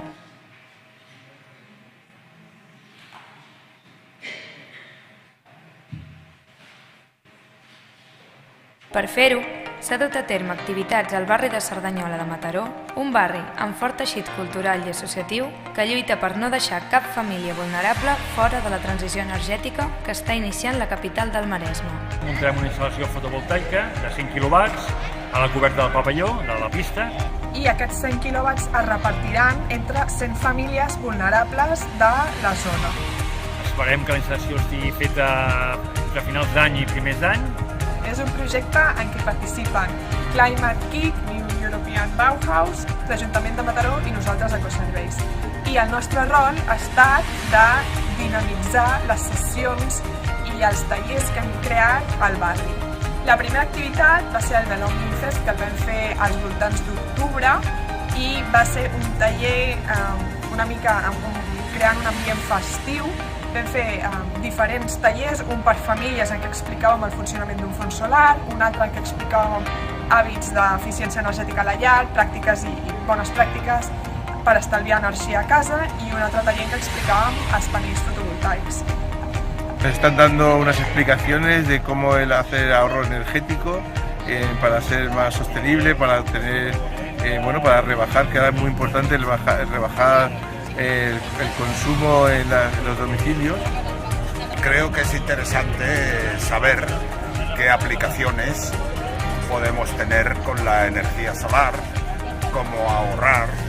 I després vam comptar amb un dinamitzador, que és actor professional especialitzat en parlar de canvi climàtic, que va organitzar un teatre per nens. En una altra d'aquestes activitats que vam fer al Centre Cívic de la Gatassa vam estar parlant d'autoconsum i el públic que va venir ens van fer preguntes molt concretes i dubtes que tenien sobre instal·lar autoconsum a casa, quina legislació hi ha, dubtes d'aquest estil, i els vam estar aclarint per ells. El Busten, especialment, que va ser l'esdeveniment de tancament, va ser extremadament positiu perquè va venir moltíssima gent, la gent estava molt interessada. Una de les conclusions a les que vam arribar durant l'esdeveniment és que aquests tallers es fan massa poc sovint, que el públic en general no té coneixement en general de l'autoconsum a Catalunya, de la importància que té, de que moltes vegades hi ha subvencions o hi ha incentius que faciliten molt la instal·lació d'autoconsum, i creiem que amb la nostra feina hem motivat a la gent del barri per començar comunitats energètiques amb els seus entorns.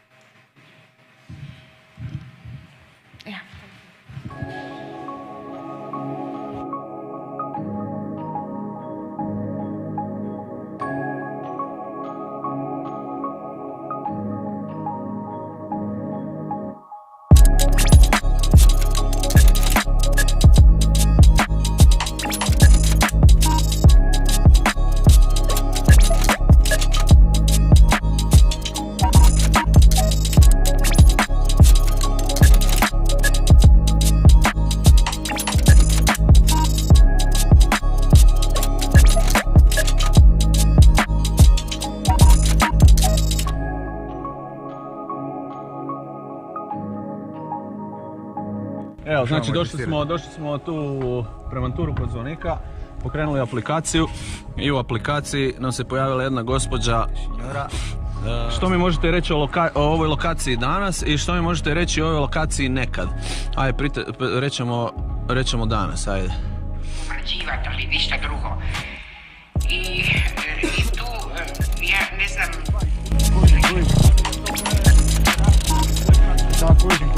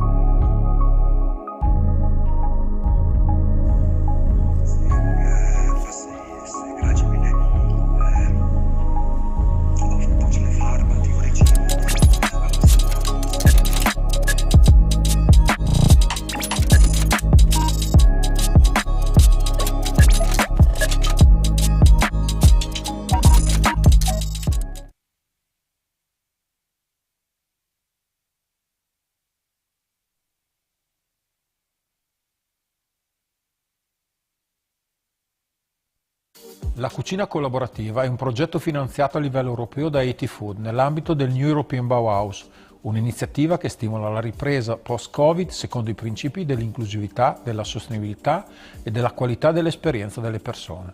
Il progetto è stato realizzato principalmente da 2 soggetti: il Design Policy Lab, un laboratorio di ricerca del Dipartimento di Design del Politecnico di Milano che si occupa della relazione tra design e politiche pubbliche, e la Caritas Diocesana di Reggio Emilia Guastalla, un ente pastorale che, nella sua missione di servire persone in difficoltà, si occupa di realizzare e curare una rete dei dono alimentari nella città di Reggio Emilia. La cucina collaborativa ha ricevuto sostegno anche da parte di Reggio Children, Fondazione Reggio Children, Pausa Atelier dei Sapori e Laboratorio Aperto dei Chiostri di San Pietro. Insieme abbiamo messo in atto un processo di progettazione collaborativa, utilizzando i metodi e gli strumenti propri del design, per guardare al sistema del dono alimentare, cogliendone la complessità fatta di persone, valori, processi e risorse. Nel corso di 10 settimane la cucina collaborativa ha coinvolto diversi attori del sistema del dono, tra questi le persone che usufruiscono del dono alimentare, le aziende donatrici, il personale di Caritas ed i volontari, e i rappresentanti delle associazioni di cittadini e dell'amministrazione pubblica. Abbiamo chiesto loro di progettare insieme future soluzioni per la donazione e la distribuzione del cibo a Reggio Emilia, che non solo riducano lo spreco alimentare, ma che rispondano a bisogni delle persone e della comunità. Al lancio ufficiale del progetto, il 20 settembre 2021, sono seguite delle attività di ricerca sul campo.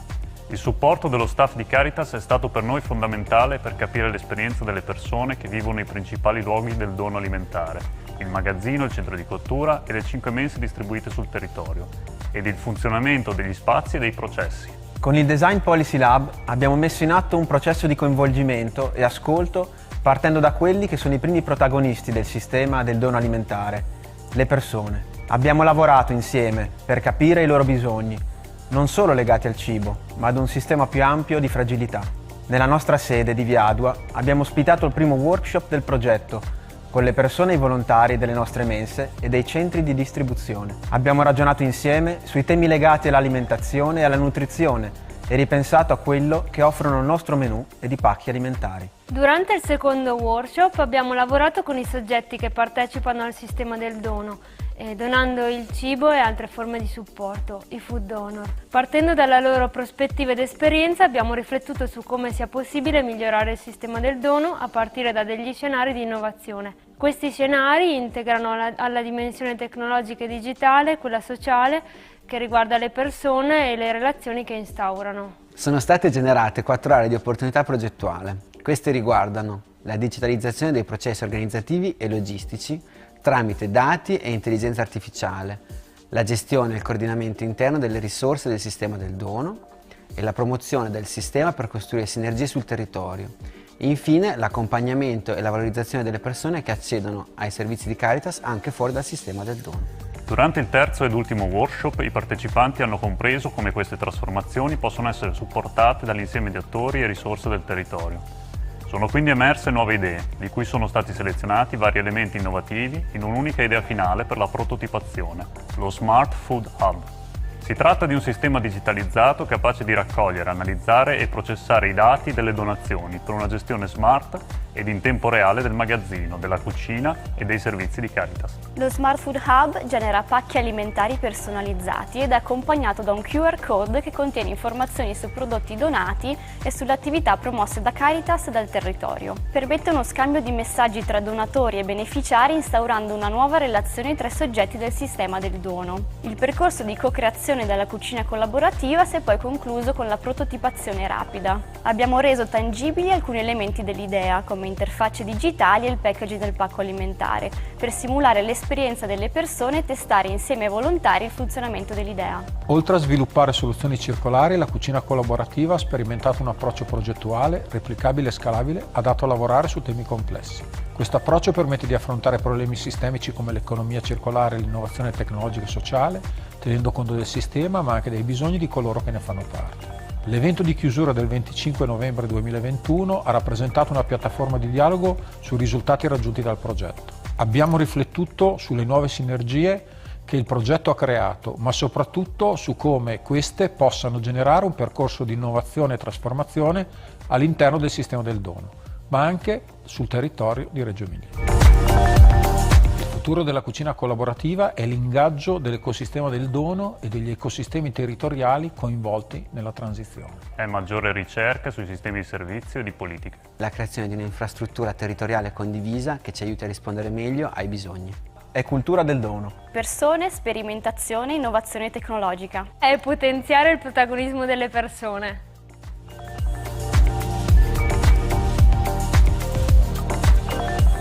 This concludes our session, so unless you have questions for our online presenter, I would suggest and invite you really to approach me. I will be here today and tomorrow, and let's discuss any detail that was most relevant for you. Thank you very much.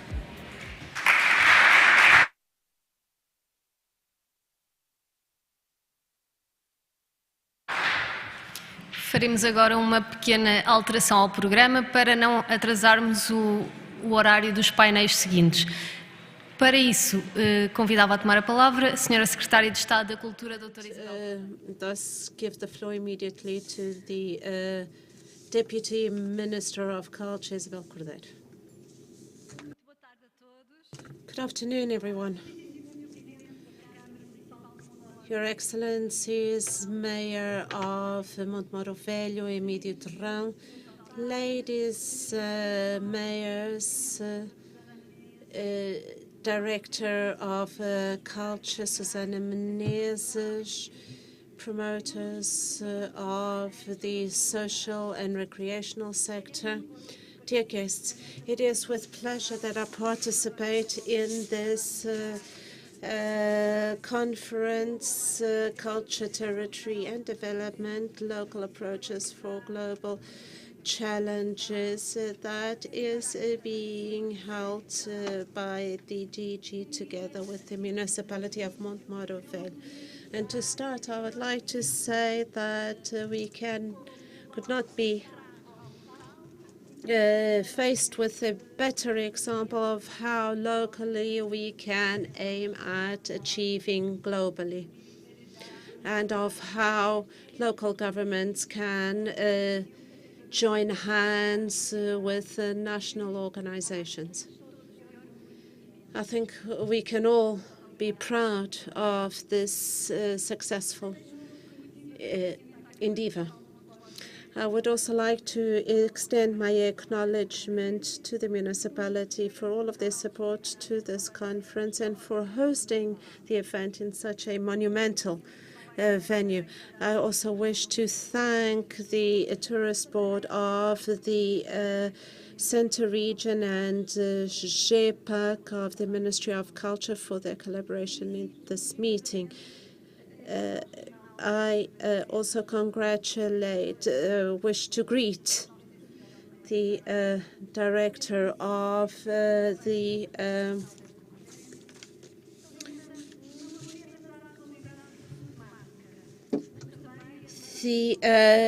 Regional Directorate General of Culture of the Centro region,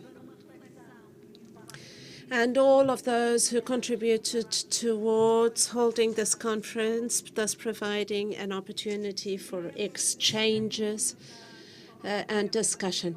At a time where we are faced with global challenges, the environment, the pandemic, war, we are all called to join hands towards the common good. We are thus called to adopt a pragmatic approach and provide quick answers to the problems, and also to adopt an idealistic vision of a more solidary, free world that guarantees peace. Symbiosis between concrete and utopia, memory and the future, reason and affection, that we will be able to manage the current complexity of systems that govern us while preserving the fragile ecosystem we live in. Culture, in its different dimensions and also including arts and heritage, can play a fundamental role in this necessary awareness that is today enhanced and expanded. Culture, it is in culture that we can adopt critical thought towards our reality that inspires diversity and raises our awareness to diversity in nature. It is culture that traces our identity, offering anchors, giving us an opportunity to enroot ourselves in the territory. It is culture that projects us to ancestrality and that helps us understand how we can preserve the legacy for the future generations. It is culture and also freedom in its practice that in a spirit that nurtures a spirit of democracy, that nurtures happiness and peace. So the participation, extended participation of cultural public agents and dialogue and the sharing of best practices, access to cultural and artistic assets, and policies and investments in these fields are thus crucial for the development of societies. As Ursula von der Leyen, the President of the European Commission, mentioned in her speech of September 2020, where she highlighted the need to create a wave of ecological change and renewal. This is not only an economic and environmental project. We need also a cultural project for Europe. By announcing that moment, the new European Bauhaus, a space for co-creation where architects, educators and designers can work together to promote this, she launched a new appeal that brought to the present an aura of a mythic school, which in the 20th century had transformed different manifestations of art. It was intended to shape the world that we wish to live in, to create interdisciplinary dialogue offering aesthetic change that we need to engage in. That ambition makes us face a challenge of addressing culture in its different dimensions, as mentioned at the New York Summit, known as the Agenda 2030 for Sustainable Development. The program set the eradication of poverty and sustainable development as the ambitions of world leaders. Culture, heritage and arts can, in this context, play different roles, not only directly influencing different SDGs, but also as promoters of a more ecological attitude. And there are so many global examples of success. The commitment towards creativity and innovation, memory and identity. The cultural sector can reduce poverty or generate employment and sustainable economic progress, can develop artistic, technological skills, can take measures in activities and spaces to make them energetically more efficient, adopt environmentalist practices, can foster dialogue, participation, empowerment. The participation of communities and territories can enhance assets by reinforcing the preservation of heritage and protecting it from climate change. So programs such as Portugal 2020, the Resilience Program, and the Portugal 2030 have and will continue to foster extended intervention at the national level in the cultural, tangible and intangible heritage. As is publicly known, this recovery and resilience plan in the culture area translates into a budget of more than 240 million euros. And 100% financed by the European Union. In the cultural area will involve the refurbishment of palaces and museums and 3 national theaters in the country. Municipalities and also inter-administrative agreements were signed with several municipalities in the country to implement this program. Considering the fragility of the territories, we found that municipalities would be the right entities to manage and monitor interventions in some of the most remarkable museums and palaces of the country and monuments in the country. Thus, I would like to conclude by thanking all entities for their participation in this exemplary partnership and for all of the efforts they put into their engagement in all of these interventions. It is thus based on a logic of sharing that the current recovery and resilience plan is being implemented across the country to reinsure refurbishment, renovation, and recovery of our heritage in different regions of the country. Furthermore, as far as investment in cultural heritage is concerned, the Resilience and Recovery Plan also intends to promote the development of traditional techniques, traditional manufacturing techniques.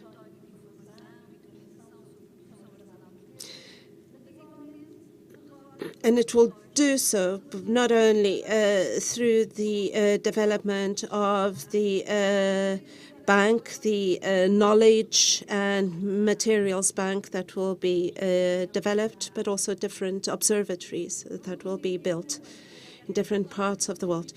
Also, I would like to highlight investment in the cultural and digital transition networks that will certainly modernize different cultural facilities, equipment, buildings, and that also intends to promote the internationalization of the digital e-book. So this is investment and funds that were long awaited in the cultural sector, aimed at meeting objectives, macro goals that are not exhausted by this plan, but that are decisive for the topic that brought us here today, including the reinforcement of territorial identities and community identities, the diversification of national territory, the enhancement of qualification and job opportunities, incentivization to digital and energy transition, the sustainability of the local economy and trade, and also investment in tourist attractiveness of the regions. These are different goals that are very much in line with the Agenda 2030, the SDGs, and the different challenges that we are faced with currently. But there is much more that must be done, and that will be resumed in the new framework. And it is with this sense of ambition that we guide our vision for the country, for the territory, for culture, working together with the living forces of the regions. Ladies and gentlemen, through culture, to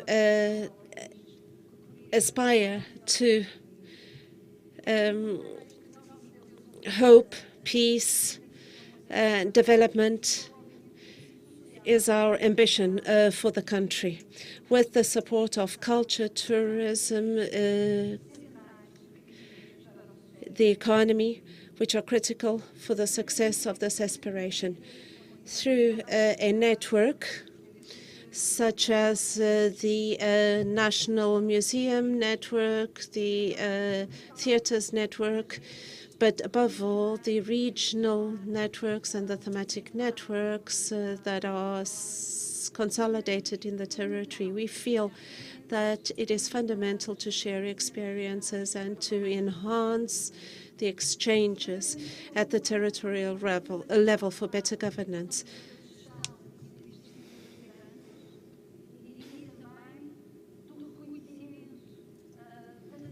We would like to take this opportunity to once again highlight that the Deputy Minister is reading a speech, a long speech that she is reading very fast with a lot of cultural references to programs, monuments, and individualities. We'll try to proceed as best possible. In a context of full communion, that culture will be able to more decisively fulfill its potential of enabler of development of the territory and the local society. It is through sharing the goals of preservation of the cultural heritage and arts as an economic asset that culture will be able to achieve the ambitious goals that it has set for itself. The virtuous and fruitful partnerships that should be reinforced at more pragmatic levels at the territorial level, with the involvement of communities and with increasing awareness for the environment and heritage, are also critical. Thank you very much for your attention. I wish you a very fruitful conference, which is a global meeting and through global, through its speakers, was brought to the local territory and municipality of Montemor-o-Velho. Thank you.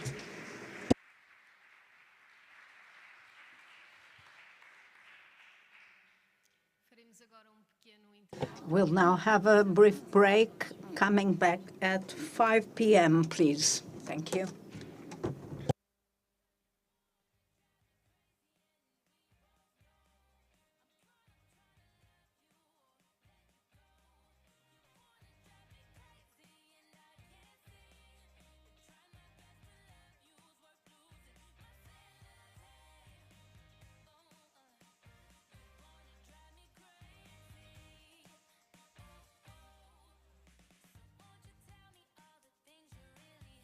About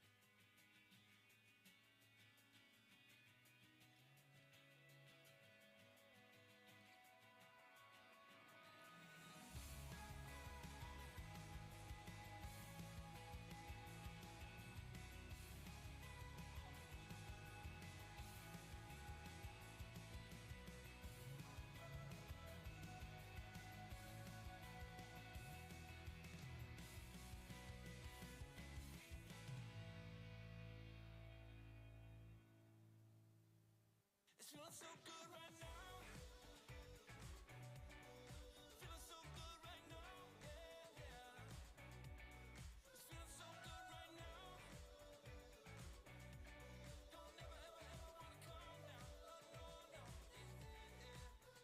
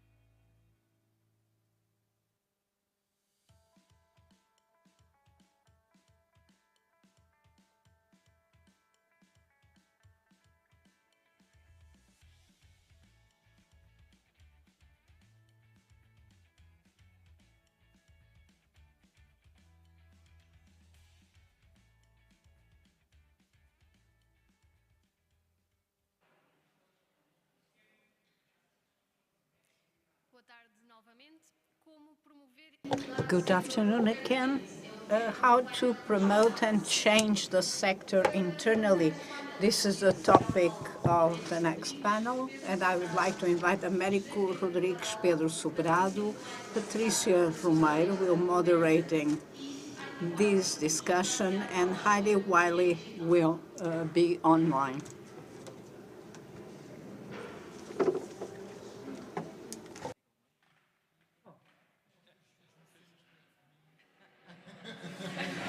Não gosto que se afastem muito, vou ficar assustado.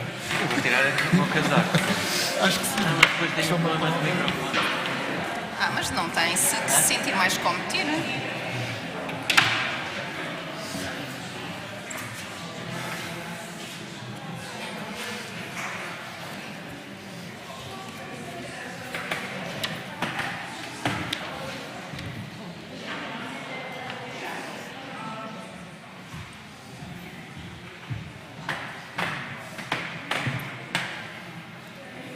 Olha, eu vou-te falar umas mensagens, bem? Senão estamos a rimar. Senão fico com um aspecto.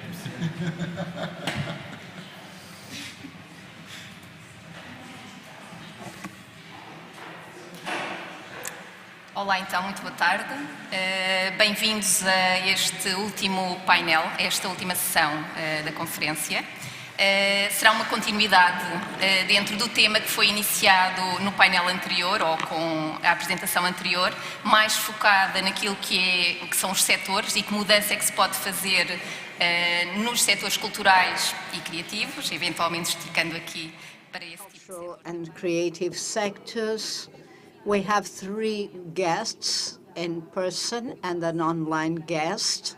I will introduce them. We have Pedro Sobrado, who is the president of the board of Teatro Nacional São João, José Pena do Amaral, who's member of the strategic committee of the La Caixa Foundation in Portugal, and Américo Rodrigues, who is the director general of the arts, for the arts. Online, we have Heidi Wiley, who is the executive director of European Theatre Convention. I believe that she's listening. Okay. Yes, I'm listening and I can hear you. Perfect. So, bem, eu falarei em português porque a maior parte de nós somos portugueses. In Portuguese, we have interpreting. As I said, this panel is about how to change the sector internally, the cultural sector, and this motto will be dealt with from 2 perspectives: how to change the sector of the cultural sector, and how to promote local change by responding to global challenges. Time does not stop, challenges are not over, but it seems that in some moments in history, these challenges do intensify, and this is one of the moments we've been experiencing in the last decade. These are moments that witness the confluence of many changes, and so change becomes a pressing matter. We will be discussing what recent learning can we get from challenges and our response to these challenges, and what initiatives or new approaches can we introduce in this cultural and creative sector. I thought that a good structure for the panel could be starting by reflecting on sustainability and its challenges, and also from your different approaches, we could discuss what challenges you have recently experienced or identified, and which are affecting or having an impact on your practice, what recent progress was made from your experience and your organizations, what objectives have been responded to, or met, and what are the objectives and the aims that are still to be met. And then, of course, we have to think about what has to be done. For this, I would start with José. Why? First, because the structure of this panel was very well thought. We have different perspectives here with a diversity of cultural creative sectors, and within it we have different perspectives. The General Directorate for the Arts, cultural, nationwide cultural institution, though based in Porto and North, Teatro Nacional São João. We have a platform which is a network of public institutions, theaters, with Heidi. There are 44 members in 25 countries, with a long experience in collective synergies concerning these global challenges having to do with inclusion, audiences, etc. And then we have a foundation which comes from the banking sector, but has a tradition of supporting social development in all aspects concerned, education, culture, etc. So we have these different perspectives which will enrich this debate. So I'll be asking you, since you have a vision from the outside, from other sectors, and from these global challenges, which do particularly affect your collective associations and institutions, and differentiate it from other sectors, some particular aspects. 2 minutes to explain what this foundation is. This is a special sort of animal. Fundação La Caixa is a foundation based in Catalonia over a century ago with a specific purpose, a mutualistic program, and the specificities about it is that it funds itself through heavy businesses, and these dividends serve to fund activities in cultural, scientific, and social areas. So we appropriate these dividends to generate monies to finance 500 million euros. And this means that it is one of the biggest institutions of this kind in the world, and of course in Europe. Its aim is to distribute. We have our own activities, but we support social activities in the social area, and science and culture is what we're talking about today. What we do in Portugal culturally is a distributive activity that that was a tradition of the bank. We helped establish Saraves, the São João Theatre. I can think of a relevant cultural institution that is not supported by our La Caixa Foundation. And so we are partners of all the institutions present here today. Pedro knows us from Teatro São João, the Directorate General for the Arts is always where we are, too. So there is no possibility of cultural activities, relevant cultural activities, without our with the financial support of the state. So public financing is key about 4 million euros that we must have applied this year is nothing as concerns the needs of financing in the sector. What is the importance of sponsorship? We have to find the means for cultural activities to be able to exist without, being afflicted by money problems. And this is what happens every year. The ability to program and look towards the future is something that necessarily happens.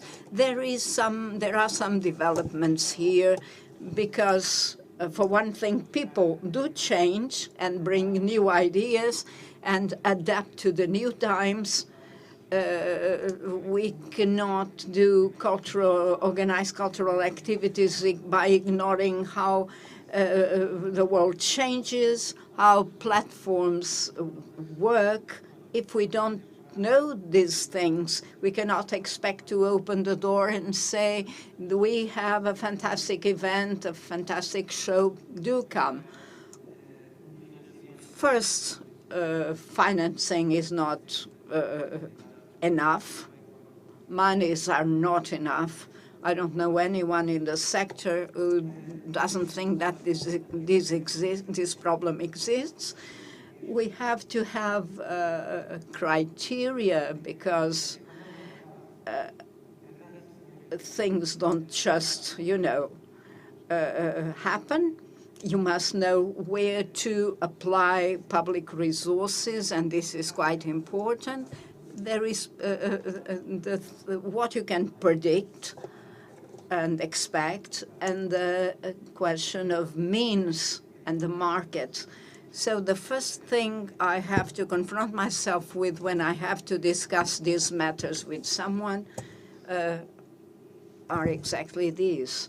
So it's very good for cultural agents to have this visibility. Well, there is a saying by a management guru, who says that our mission is to plan uncertainty so as to try and reduce uncertainty. Heidi? Hello? Hello, Heidi? Hello. Passo a Heidi. Queria perguntar. Hello? Consegues ouvir? A minha pergunta. Okay. Yeah, perfect. A minha pergunta vai no sentido de perceber que desafios globais é que mais estão a afetar as organizações que a plataforma agrupa. Falámos aqui de várias coisas nesta conferência, nomeadamente dos desafios ambientais, temos as questões da transição digital, inclusão, etc., novas agendas, e queríamos perceber aqui quais são estes desafios globais que mais têm vindo a ser trabalhados na plataforma. Well, thank you so much, first of all, to allow me to speak at your conference and making it possible that I can join from Berlin. And you see here I'm sitting in Deutsche Theater, the beautiful stage. This is where our office is. So I'm very glad about this opportunity. And yeah, you've already named the key challenges that are also part of our work that is in the heart of what we are tackling, or with our theatres looking at ways of how to adapt the way we work, how to transform theatre making to be more sustainable, more diverse, and using the digital means to have wider audiences, to reconnect with the audiences. We're still coming out of the pandemic, which has been a dramatic experience, I think, for all of us around Europe and in the world. And nevertheless, now there is the war in Ukraine with all its consequences as well for our sector. So I think the challenges are numerous, and I think my response, very short, is that more than ever, collaboration is key to overcome the challenges, to ask the same questions, to find different answers that fit on local level as well as within a global community, and to have a clear strategic vision for how the future should look like. And my president speaker has just been saying it, how important it is to have a vision of how the future should look like. And then also thirdly, to have a way to put the ideas into practice.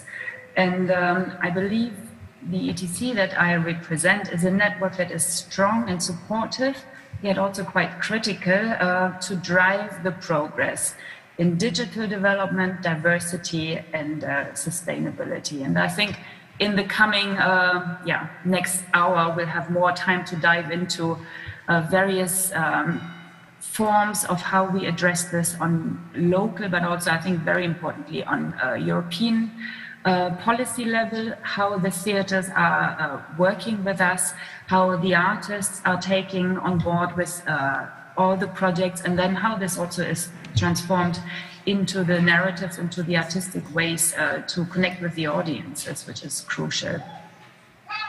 Thanks. Passaria agora à Direção-Geral das Artes. Destes desafios que já falámos aqui, quais é que têm sido os mais comuns ou comumente trabalhados? What have been the most common and dealt with challenges that you have faced recently? What has your response been to help sustain this sector? Good afternoon. Thank you for the invitation, and I'll start by responding to your first question. The pandemics have brought an evident reality, which is the vulnerability and fragility that there is in the arts sector. There is this unpredictability in the sector. I believe that everybody had an intuition, believed and understood that the art sector was quite fragile in Portugal. There were few structures who could develop their work in a continuous manner and with a stable and enough money, with stable funding and enough money. The pandemic and the analysis that were carried out during and after it lead us to the conclusion that the sector is a sector in need of support and reinforcement from the part of the state, with the very desirable support of patrons, sponsors, and other private entities. So in truth, it is as if there was an invisible sector which suddenly became visible, and it was impoverished, and the state did two things. First, it requested, so it promoted a study, an important study, to the Portuguese Observatory for Cultural Activities to map, to produce a cultural atlas of Portugal. And only then we'll have concrete objective data and information to base political decisions, because we had random data, random information. We had the perception that things were not okay, but now the cultural atlas of this country shows us what we're talking about when you're talking about the arts sector, artists, projects, etc. All this was urgent study, research. And then there was some emergency support. The one which was more impactful was the one that renewed our support for an extra year, trying to provide stability. And this was a quick decision. We have now data that allows us to correct the diagnoses that were produced, but which need to be fine-tuned. For example, one of the key changes was that from now on, Portugal has the statute of the cultural professionals. This is the basis from which we can develop more improvements. There is a statute of art professionals, and so they are seen as people and as professionals with duties and rights. And of course, this meant that we identify the relevance of having contracts and so dignified work. On the other hand, the renewal of the sustained support to artistic entities, so art entities, maybe the most important aspect was that we considered in our fourthly year support can be renewed for another 4 years only through the opinion and a decision from a monitoring committee on the field in the territory. So an artistic entity dedicated to dancing or theater can now work knowing that they have support for 8 years and can program, can plan and program for 8 years. This is a whole change that contributes towards stability by combating instability. In this transformation of the support to the arts, we also introduced qualitative factors for the assessment of these, some public interest parameters, such as make sure that these institutions guarantee the representation of ethnic groups. Also, the fact that these institutions and entities support environmental sustainability. So this is a concrete intervention on the field. So we're also concerned about territorial cohesion. There are also other mechanisms that have been prepared before the pandemic, but gained more symbolic weight. There are now 80 cultural equipment theaters with good quality theater that are accredited after having been assessed physically in terms of accessibility, artistic programming, and other elements of independence and autonomy of their artistic direction. And so with these, there are 80 theaters in those conditions, and there's a possibility of other theaters to join them, and the possibility of having a network for cooperation and understanding and generating a diversity, good quality supply. So instead of just having shows in Lisbon.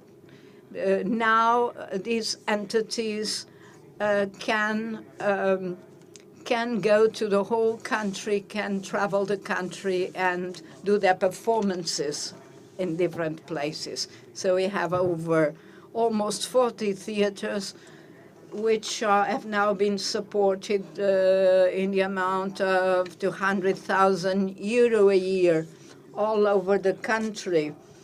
So the state has this solidarity towards municipalities which are so interested in promoting culture. A system was created for qualification and training human resources associated with this network. This network and the next challenge, which is another network dedicated to contemporary art, joining museums, galleries, art galleries, contemporary art centers, and this complements the diversity of the supply and also diversifies it. National networks of these either Senate, these are international networks that amplify and diversify the supports. The General Directorate for the Arts does not support through funding only, through these public biddings. It also diversifies the type of support, and all this must be taken into consideration. Maybe I'm getting ahead of your plan for the discussion, but those agreements, those partnership agreements that we signed with different public and private entities, that allows for projects, arts projects in the area of mental health, in the area of social reinsertion, social inclusion, multiculturality, etc. So a whole lot of areas which mean a diversification of our support. It's not just sustained support that we offer. Now, Teatro São João, you've been developing very interesting projects having to do with inclusion, audiences, etc. So from this macro approach, I would like to talk about your daily life, your daily activities, your daily challenges in the sector and the global challenges. First, let me thank the organization for the invitation to take part in this conference. It has been a pleasure to attend the different panels. I also wish to express my appreciation to Susanna Menezes for giving me this opportunity to be here today, representing my patron. Yes, São João Theatre. But that gave me permission to speak my mind.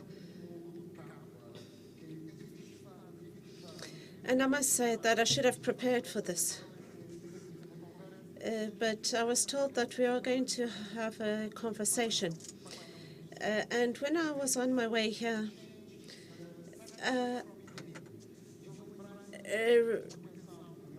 was thinking about the title of the panel, to change the sector from within. And I was thinking about a song by Leonard Cohen. They sentenced me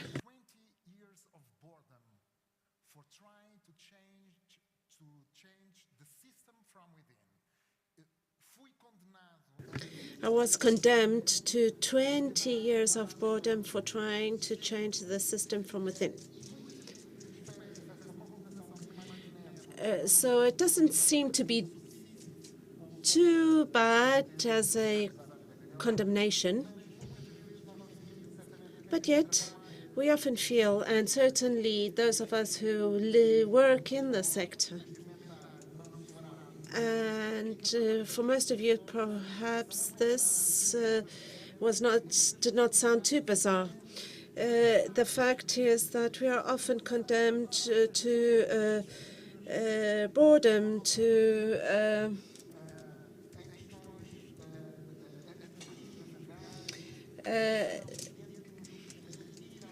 difficulties, hassles, and nuisance due to red tape, instead of being able to focus on is the essence, to strategies, to grounding strategies.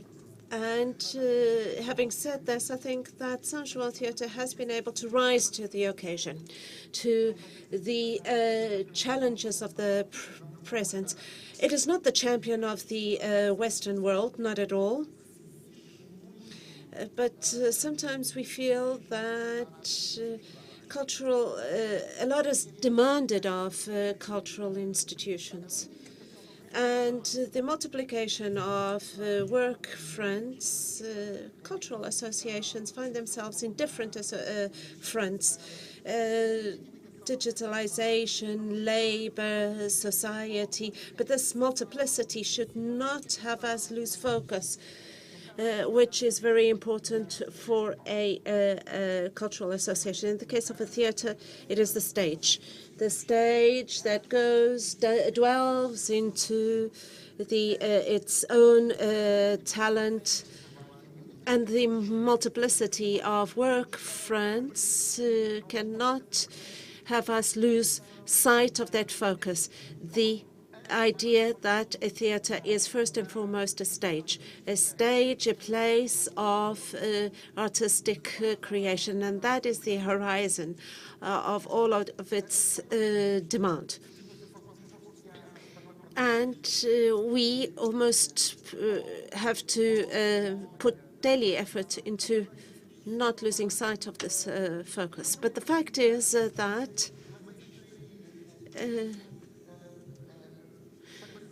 we must also draw from this pleasure and renewed energy. And of course, there are more consistent and consequent work fronts, for example, education and investment in the intersection between education and artistic world comforts us. But not going down that road, in order to not take up too much of your time, allow me to give you two excellent examples. Since I found out about the Agenda 2030, when I first came into contact with the Agenda 2030, I asked myself, what is this? This is a window shop of good intentions, or is it a more ambitious agenda produced by states? Because the fact is that it can be both. It all depends on what we do with it. But once I started thinking about the SDGs, I started realizing how we can not only read our action into those objectives, but also guide our actions in light of those objectives. Let me give you an example. A recent project that we implemented in Saint-Joan, at Saint-Joan, with some financial effort, but with good adherence of companies in the region.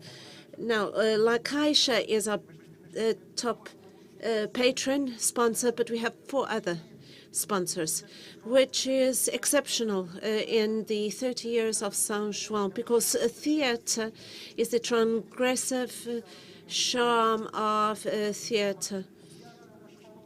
Theatre drama is a school of customs. To some extent, it steps back.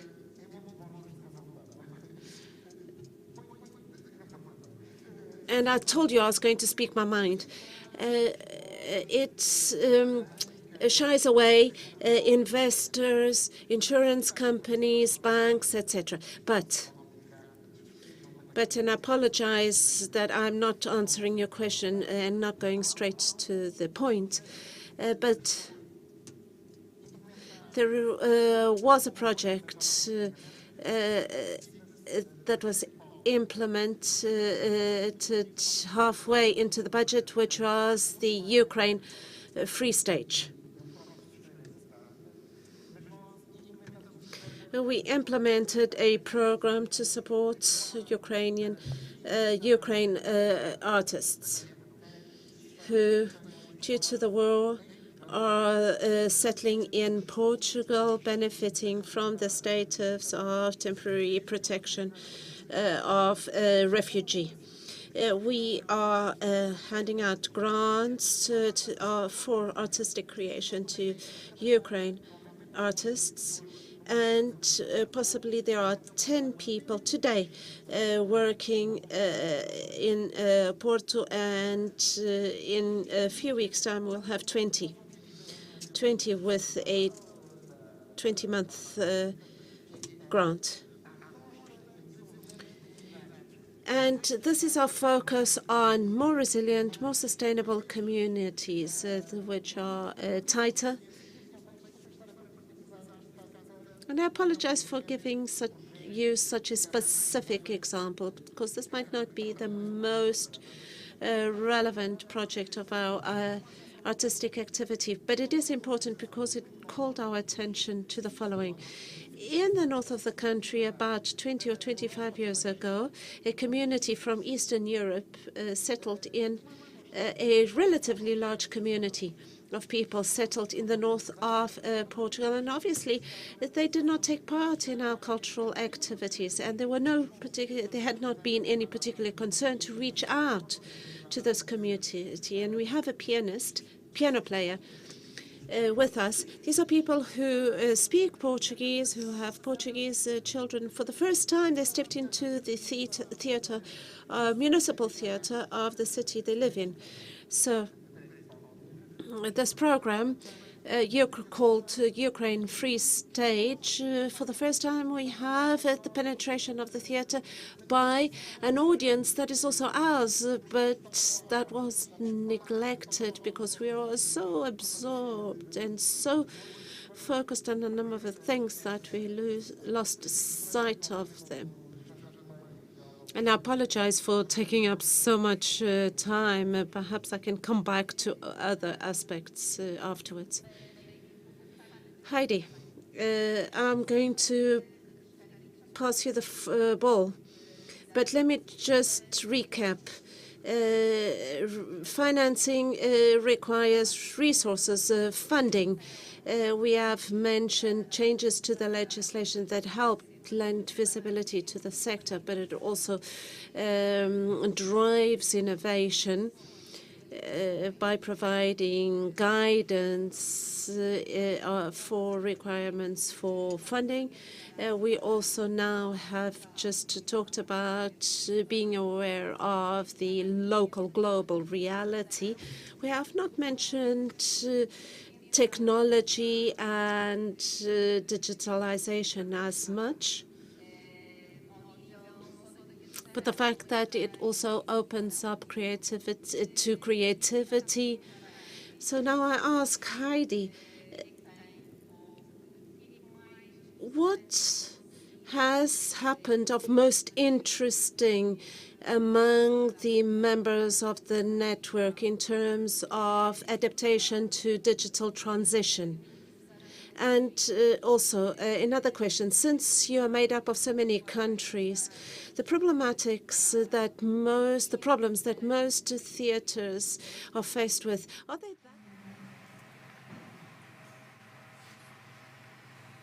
Well, I think the general challenges are the same. Also, that's what we keep hearing from our members when we gather, when we work together. It's right now still overcoming the challenges that were caused by the pandemic, putting back a program in place that can happen without being cancelled, getting all the productions as well into the limelight that have been prepared for so long, but also, and which is crucial, reconnecting with audiences. And this is something, a tendency that we can see across Europe. It's not that easy because habits changed, and also in changing habits, this is also what our major program transformations, recharging European theatres and audiences in a post-COVID world, is all about changing habits when we adapt to more sustainable, more diverse ways of working, but also how to use digital skills to make theatre, but also to reach out to theatre. And we have done a lot of different projects around this. We have seen different developments. We exchanged on this.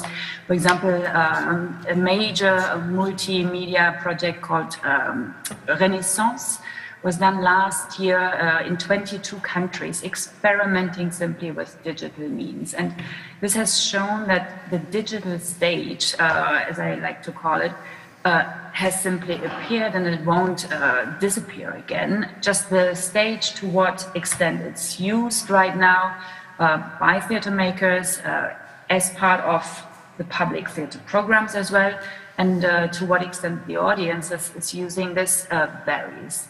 And we are currently doing a study to see what the situation is about, how digital theatre in all its various forms has been already tested, explored with, will be used in the future. And I hope in the next months we know more, also to be more concrete in prognosis or expectations, to give clear indications of what is needed. And one thing that is sure is certainly digital theatre costs as much money as normal theatre, so it's not a way of reducing money.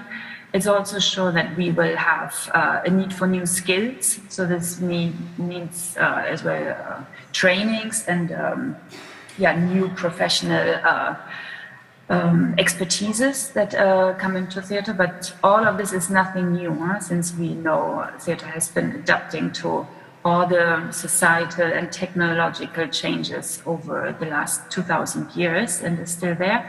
But one thing I want to stress, and maybe that's also what the discussion can lead into, is definitely the pandemic has proven that theatre is not something to be taken for granted. It's not by everyone something that was considered relevant.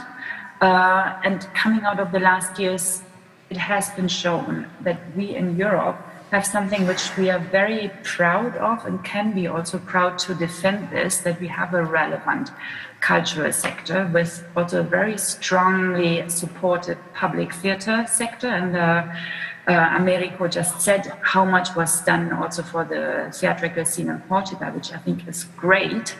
And it showed really why theatre in Europe is very unique compared to the scenes on the other side of the Atlantic, where Broadway was closing for nearly a year. Also, the West End in London wasn't having the same support. And this showed, even though here in Europe, theatre turnover dropped by nearly 90% and was one of the sectors which was the most hit by COVID, the theatre survived. And that's why I think it's so crucial now to look forward into the future, but also stress the fact that theatre must remain a public space for an open society, and what Pedro just said also, welcoming artists from other countries, being an open space for a community that welcomes artists from all areas, backgrounds, but also working with the local communities. I think that's crucial. And when the Russian hit the theatre in Mariupol and killed over 600 children, I think that was a very strong signal that theatre is definitely part of what we are proud of to defend as part of the open society. A Heidi falou de uma questão que também já queria colocar, que é highlighted something that I was about to ask you. When we are talking about resources for change, we often think about external resources for agents, but we need to think about skills, because new challenges require new skills, and although the cultural sector and creative sector is linked to the innovative, at least this is our idea, that is responsive, that is attentive, and that adjusts itself. But the fact is that this does not always happen, and we often do not discuss skills. Americo did mention that this is one of the things they are working on, but perhaps you could elaborate more on this. Yes, I do believe this is a crucial question. Taking into account our experience with the theater network, we quickly saw that there was lack of training, a generalized absence of training, and so we tried to contribute towards solving this problem, which is one of our duties and competencies. So we planned a program and launched it. It's a 9-month program with in-presence modules and online modules to help train these people all over the territory, from programmers, art directors, mediators, because there is a lack of mediators, what we used to call educational services, for instance. There is a lack of these people who are indispensable for connecting with the audiences and the community, but also technically. I mean, sound, stage direction, light. Stage direction is all a hidden matter because only a few people in the country have been trained to do this. So this long chapter of initial training, and then we have other types of training, which will be accompanied by research on these areas, because this is a very lacking sector, there are different modules for training, but training starts internally, starts within the General Directorate for the Arts. We ignored, we didn't know a couple of things, and we have to train people for the new challenges. The relationship between the arts and environmental sustainability were new challenges. And for instance, ethnic realities and ethnic diversity are also important aspects. And this means that we are training ourselves as well. The relationship of the arts with the environment. In this aspect, we found out that most artists or art entities, although they were aware of this fact, they didn't know, or of this need, they didn't know how to do it. And I'm not talking about international circulation, which artists should rethink, that is, organizing tourneys that are more rational. I mean, going to one place and coming back, and going to the other place next and coming back. So support to internationalization program is part of an assessment parameter now. These things should not be only a speech or words that sound very nice in a certain occasion. The important thing is to materialize these in a call for tender, and especially the internal culture of the entity, in this case, General Directorate for the Arts. As for digitalization, this is not quite a new paradigm, but the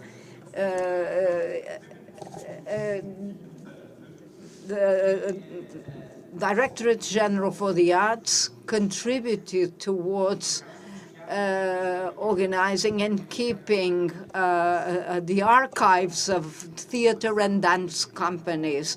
They have an unbelievable past. Some of them went back, some of these archives went back 40, 50 years ago, and we organized support for the preservation and identification of these archives.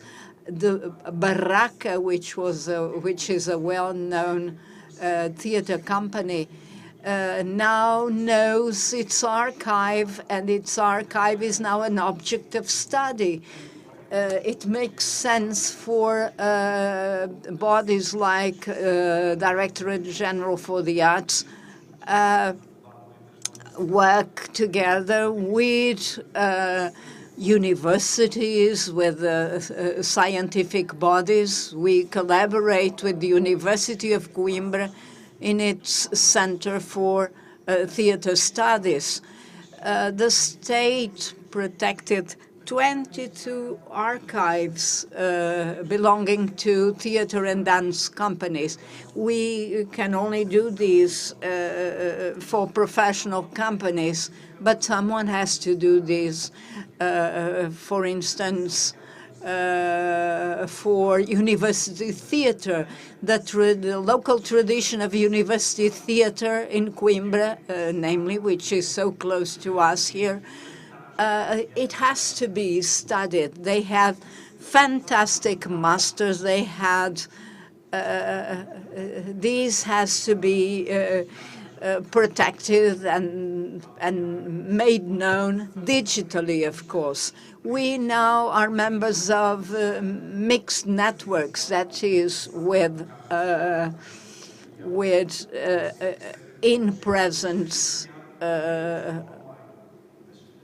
in-presence living theater and digital theater.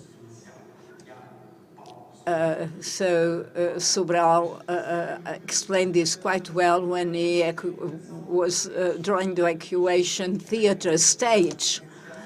But we can have companies with both live and digital theater. And these can generate new dimensions in terms of audiences. Yes, but we must be careful about these. We must know what can be transferred to an online environment and what depends on the physical relationship between the audience and the actors.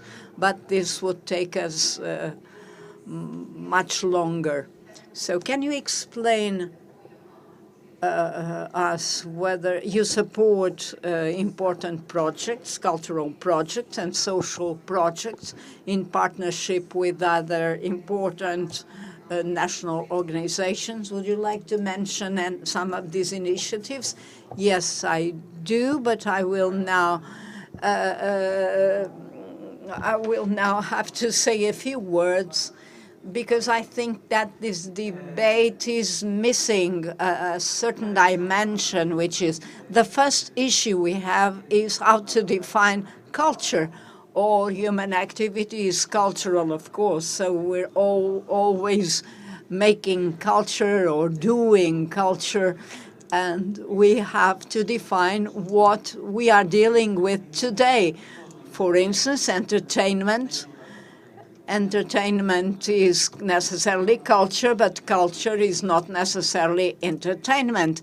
In some of its dimensions,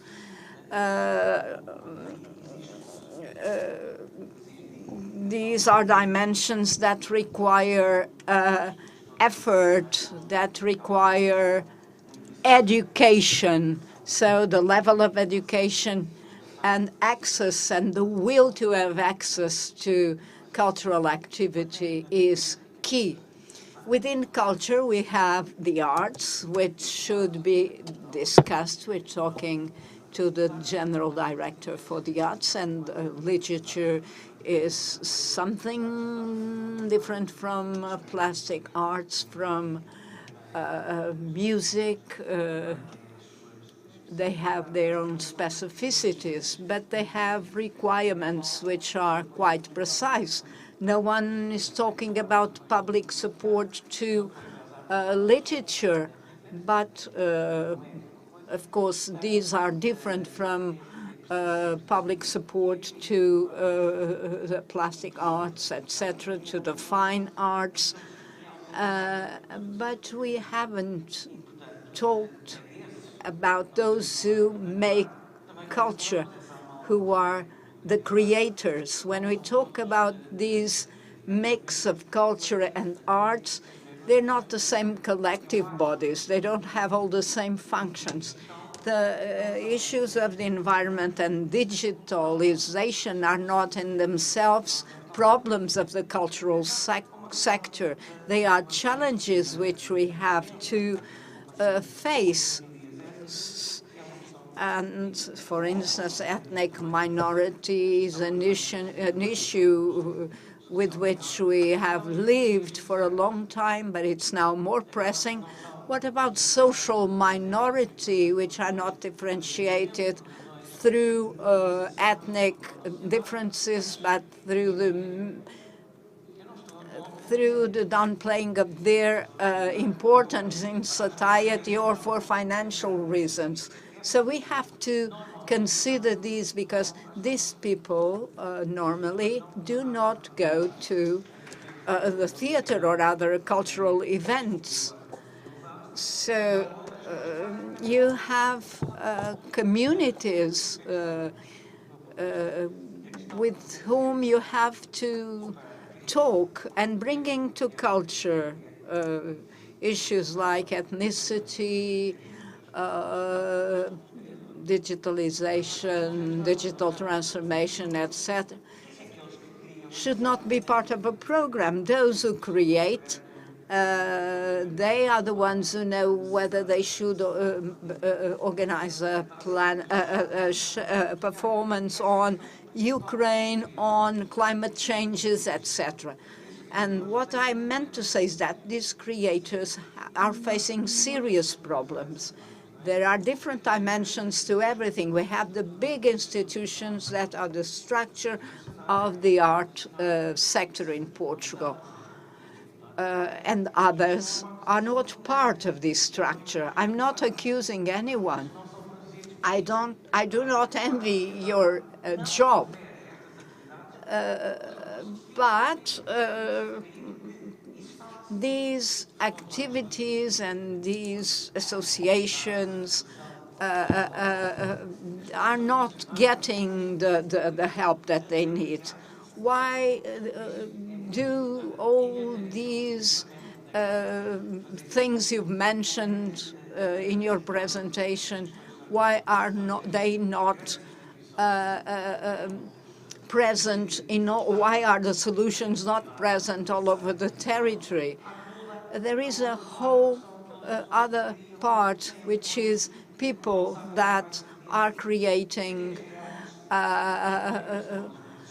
without knowing what tomorrow will bring, and these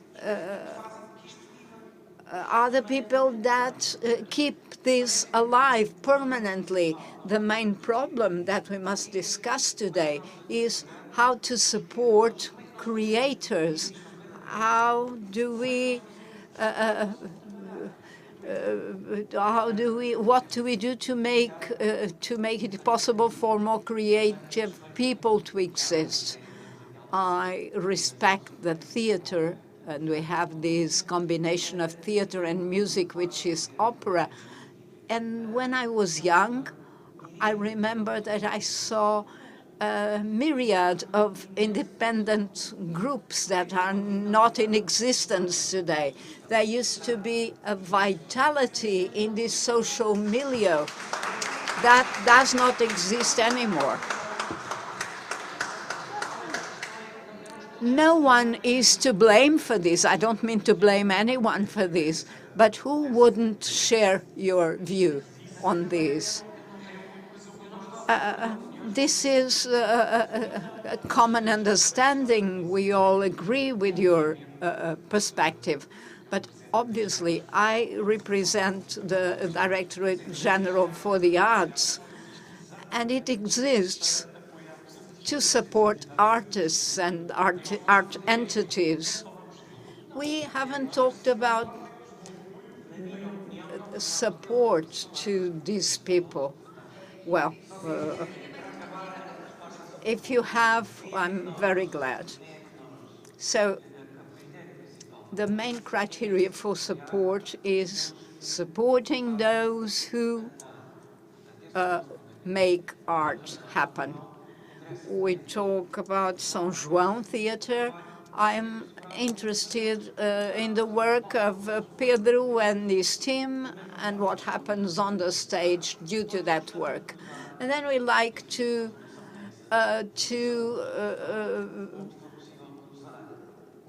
articulate artistic creation with social dimension,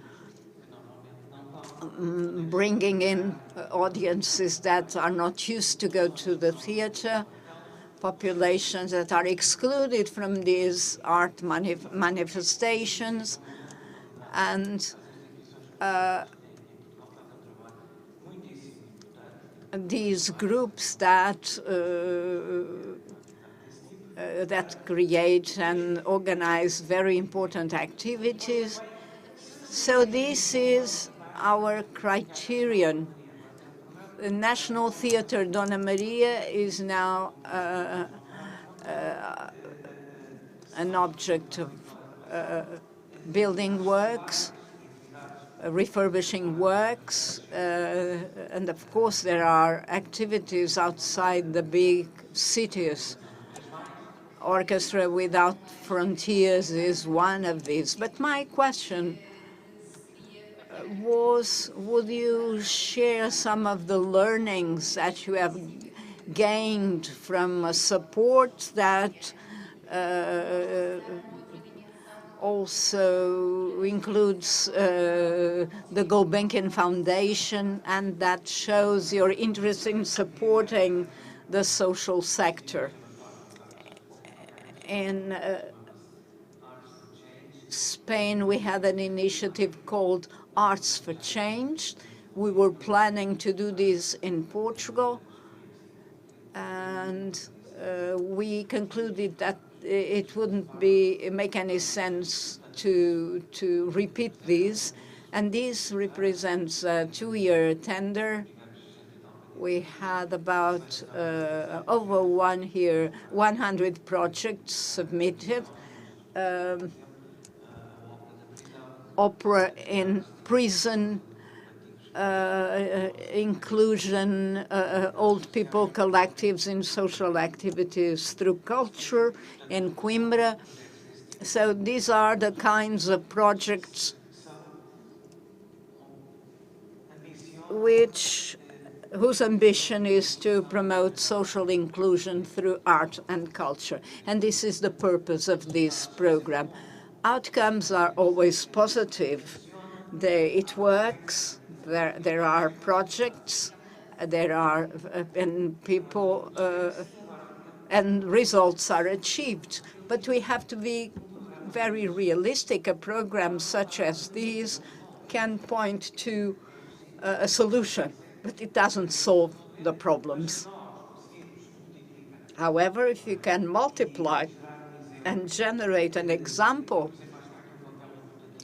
there is an important role for the local governments here. Local governments should become responsible for doing these things, for implementing this type of activities. When we talk about higher culture, if I can put it so, maybe this is not the first priority of local governments, but we have to try and engage them in this.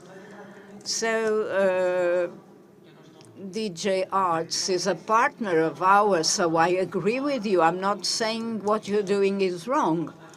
We are, in everywhere we are, there is DG Arts. I'm going to Alcobaça next week. I'll be in Marvão and Capucho, so there is nowhere I go where DG Arts is not. So there is no different opinion here. So I'd like to launch a last issue, a last question, starting with Heidi. From the many things that have been accomplished through the different initiatives you have promoted, what are the challenges that you would emphasize as needing urgent support to strengthen the cultural sector from within? Thanks, Patricia. I think in connection also to what has just been said, I think it's very clear, definitely a more diverse way of cultural representation is needed to be a more conclusive form of art that we would like to represent. But also one thing I want to stress is the values that are also very important, because I think we shouldn't underestimate also the strength that we have as a European cultural area that is still in the whole world considered to be an avant-garde place, driven by ideas, content and values. And it's very important of what we are talking on stage, who is talking, and who is coming to see this. So the three major P's, the people, the program, and the public, to be as inclusive as possible. And to make this happen, because also what we have seen and what is now a huge tendency as well, people who have been going to theater school are then bought by Netflix to work in another industry, or the programmers that we are missing, they are now all in the computer industry or in the gaming industry. So they're not coming to the theater world that is also needing all of those skills. So what is important is really also to join forces with leading partners in innovation, research and education, so that we have a chance also to bring the culture and the talents of our next generation together, so that we can pave the way for the future that we want to create and have the tools and the narratives. And we've been working a lot on these questions in recent years. We have a diversity in action code indicating that we are really supporting the drive to have an equal, gender balanced and diverse theatre, on stage, off stage, and in front of the stage. There's still a long way to go, and what Americo has said, also the latest new law in Portugal, I think it's a great step towards more social inclusion, social justice as well for the cultural workers, because obviously on the one hand it's also taking care of our own environment to make sure we have good conditions to continue working.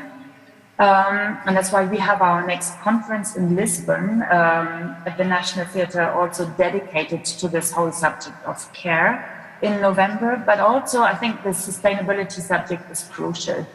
Without being a sector that sustains itself, we are not going to be sustainable for the future either. And our sustainability action code, connecting to the SDGs 2030 of the UN, the EU Green Deal, looking at how we produce, how we transform our buildings and operations in the theatre. I think it's crucial to go this step little by little and create the tools from within with the expertise that is provided in other areas, but also with the support of policymakers, because it's not possible to do it on our own, and we need everyone on it to create also the critical mass of knowledge that is important. And that's why I think those kind of gatherings like here in this round are crucial. Training programs for our own people, for our own staff members in the theatres and the artists, but also initiating, I think that's very, very important, the artistic works that come along, because in the end, and you've said it also, what's on stage is the most important, and that's where we also have a multiplying effect to generate and to act as lighthouse places to help others to follow, walk this path with us into the future. Thank you. Pedro? Pedia-vos para serem sintéticos, para podermos ainda passar um pouco para o outro lado, mas que... Não sei por onde começar, porque em rigor várias coisas foram exploradas. Deixem-me só dizer-vos o seguinte, por uma questão de princípio, eu subscrevo tudo o que o meu mecenas diz.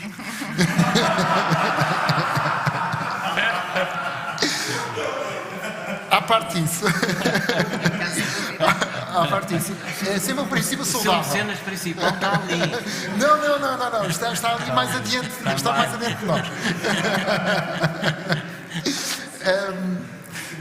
Há várias coisas interessantes aqui na discussão que foi travada e eu gostaria se calhar de retomar uma ou outra delas e fico por aqui. A questão da digitalização é uma questão, ou a questão, se quiserem, da sustentabilidade ambiental. É uma questão, a meu ver, que é um desafio, mas é também um problema no que diz respeito às artes cénicas, ou às artes performativas em particular. O São João tem, e desculpem esta prosápia, as melhores práticas. Best practices. It eradicated all paper documents. It has dematerialized all documents. There is no more paper bureaucracy, with the exception of employment contracts. We eliminated overnight all paper, which was unthinkable some time ago. And we also worked on the buildings to enhance energy efficiency. We have now solar panels and everything else. But there is an issue that raises an interesting challenge, which is the circulation of circulation of scenic arts, the ecological footprint. Particularly when we're talking about conventional festivals. We're talking of big trucks traveling around Europe or air travels. And that raises a big issue. Of course, Américo Rodrigues was saying that artists and programmers must find alternative ways of overcoming these challenges. But often, this will be not feasible.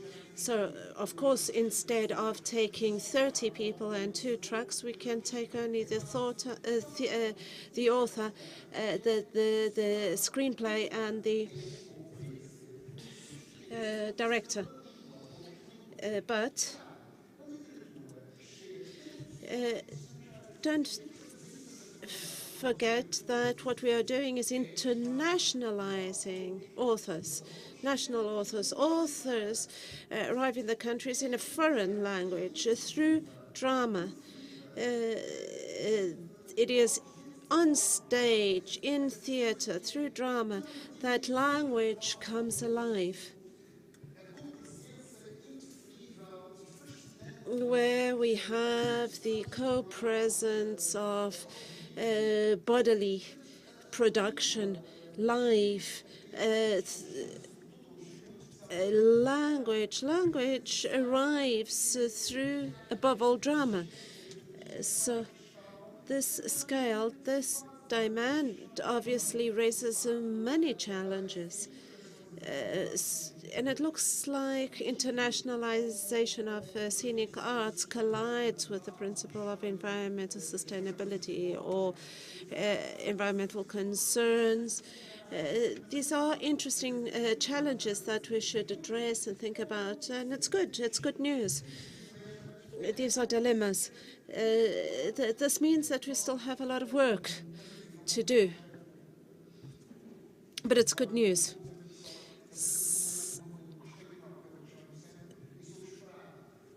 and I don't want to take up much more of your time, so, and especially because they're waiting for me in Covilhã, where I'm going to go to sign a partnership with the local theatre. Very briefly, can you please tell me what is the biggest challenge, in addition to many others? The biggest challenge is the relationship with the territory and the supports from DG Arts in relation to the territory. It supports professional organizations. It has 900 creators or structures that it is supporting directly. 900, which is quite a bit, I feel. I believe. And at the heart of all of our activities are artists. When we support a drama organization, a theater organization, we are also supporting artists. And I think I've now made this clear, because perhaps earlier I did not explain myself very well. Artists are always the target audience and priority of DG Arts actions. Furthermore, in relation to the territory, there are many companies and structures and associations in Lisbon and Porto, not so much in the rest of the country. But this is something that we have to correct. There is a program called Arts and Territorial Cohesion, and projects that will be supported are precisely those that come from places where normally there is no drama creation or programming. For example, the Portuguese Observatory will decide which parts of the countries where in the country the cultural index is the lowest. This is how they called it. And so our aid will be directed to those less protected, most unprotected areas which do not have as easy access to the fruition and, above all, production of culture.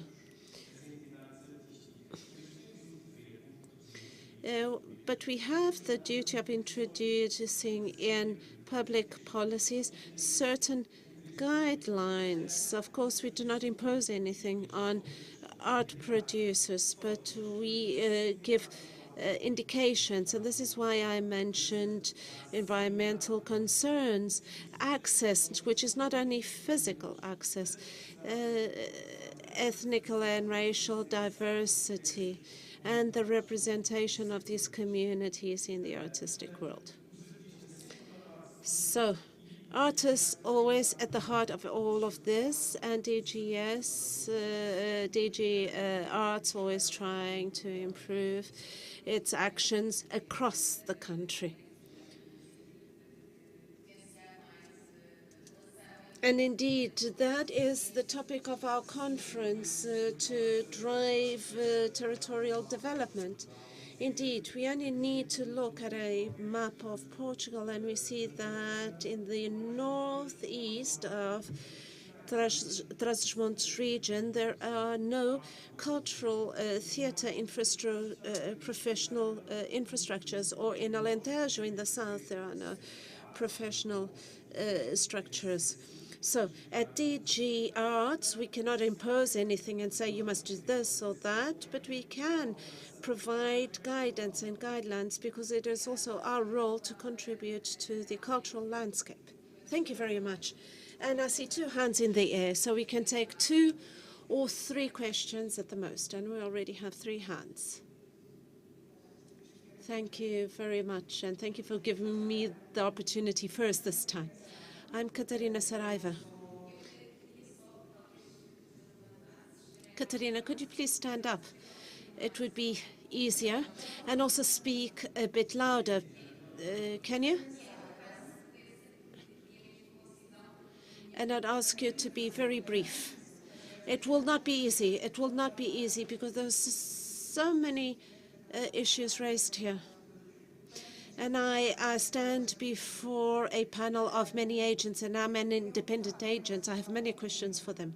I have an association in Coimbra. I went back to the origins after working many years in Lisbon in a large project called Alcântara, and also after working in Rio de Janeiro, and also having directed a project in Chile. I came back to the country and to my hometown, Coimbra, because I felt that we needed to do more outside of Lisbon. Lisbon, there is so much. There are 2 or 3 presentations at the same time, and we should extend that to outside of Lisbon. And Pedro mentioned within the system we are bored, without the system we are bored. Because we are flooded with bureaucracy constantly to do that which is most important, which is creator. I'm a producer. I'm not a creator.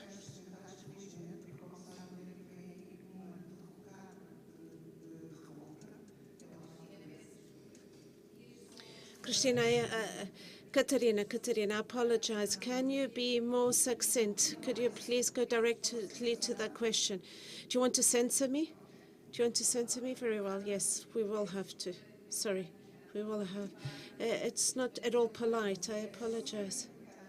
No, not at all polite. Well, I'm sorry, but the conference has a topic, and this panel has a specific panel, and unfortunately I managed poorly the time allocated to this panel, and I did not leave enough time to the questions. So I just ask you to please go direct to the questions, straight to the point, please. So, very briefly, I would ask you kindly to ask your question directly. Very well. Then I would like to ask the Director General of Arts the questions I have here written down. Do you know what it means to pay salaries equivalent to civil servants with the supports that do not exist with the current workers' bylaw? Do you know that the supports that do exist are not sufficient to pay, not even for 1/3 of the structures in Portugal? Do you know that the financing structures that exist nowadays support those who receive most financing and that least work in the experimentation sector? Do you know that the network of cine theaters do not have 80 programmers? Do you know that the 80 theaters do not have the creative certified for access? But you know that. You know that, and you should also know. But you're asking me. Yes, I know. So this is a provocation, right? This is a provocation. I thank you for the provocation, but please ask a question. Ask me a question that requires my answer. Very well. Do you know that the 80 theaters that are certified, most of them do not have access, are not directly access? Do you know that they do not have accessibility systems that are required of them? Well, obviously, we are not going to answer to all of these questions, Katerina. I apologize. Even if I wanted, I cannot answer. America, no. In this context, I cannot answer. Can we speak afterwards? And I apologize, but the two people are speaking simultaneously, and it's making interpretation impossible. The questions you are raising here, not only have they been addressed to us, they have received an answer. They have received replies. Thank you for your provocations, Mr. Americo replies. Thank you very much. Can you start by introducing yourself? I wish to greet everyone. I am Miguel Artigas, artist, creator with more than 30 years of experiences on the stage. And when I was 14 years old, I saw our Director General in Guarda on stage in amateur theatre. So I'm very old in this sector. And very briefly, I have 2 or 3 things I want to say. We are not the only, or rather we are the only country in the world where the day of the country is the day of a poet. So culture is very important to us, so we should appreciate it and value it.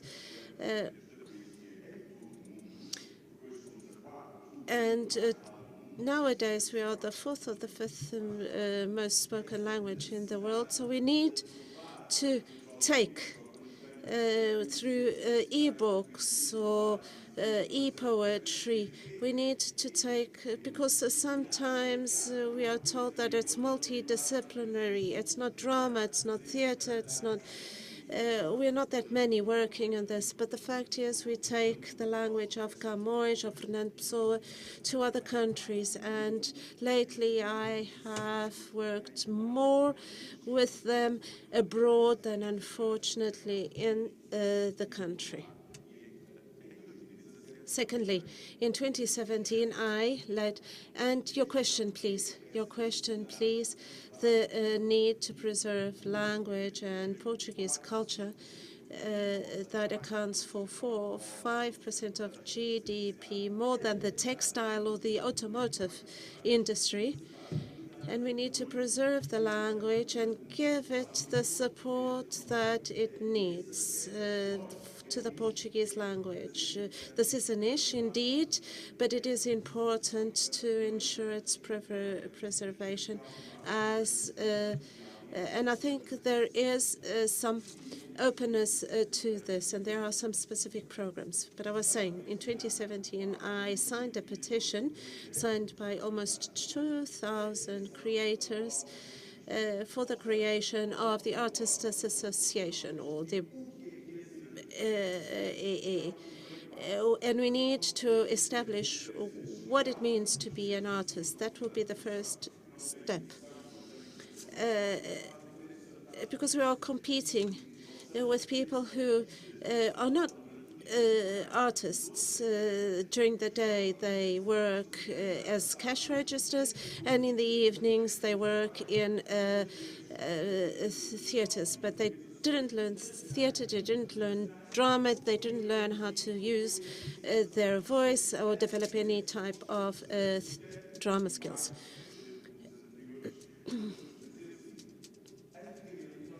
Previously,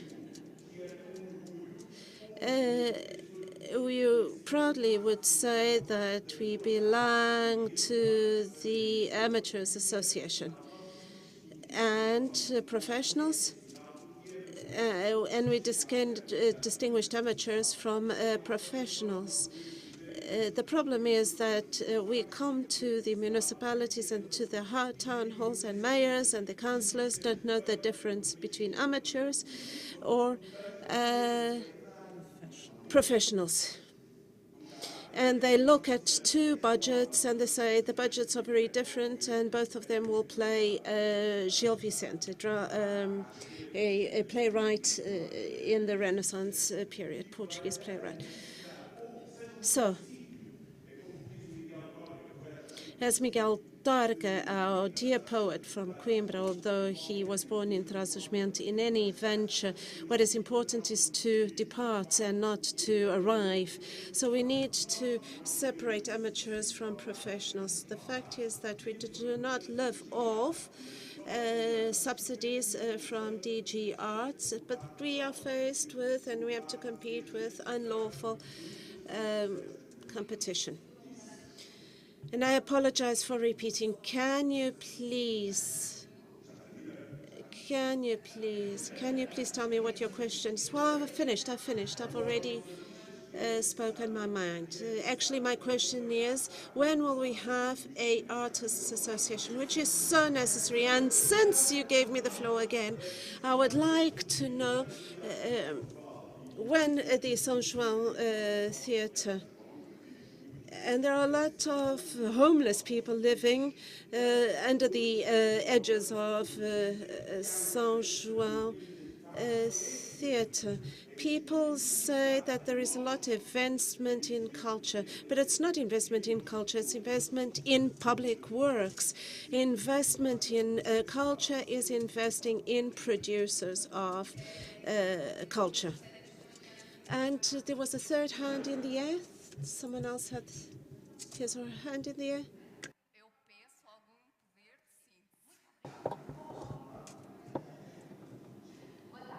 Good afternoon. I won't be talking about football clubs or other things.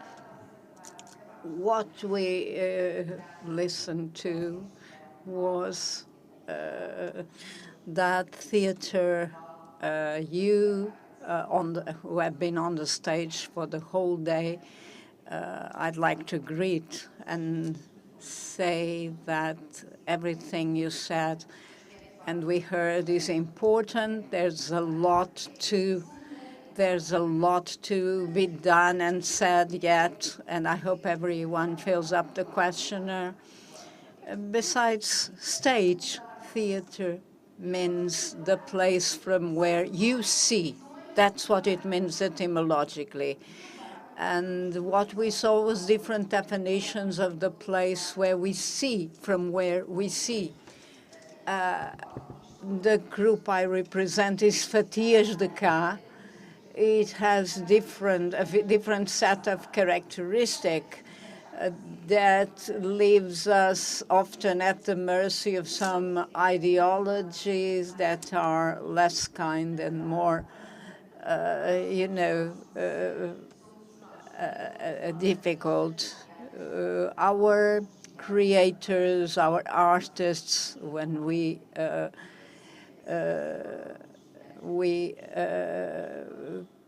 produce our texts and our performances based on giant names. When we need to do things, we have to find money. Often it is our own money as teachers, etc.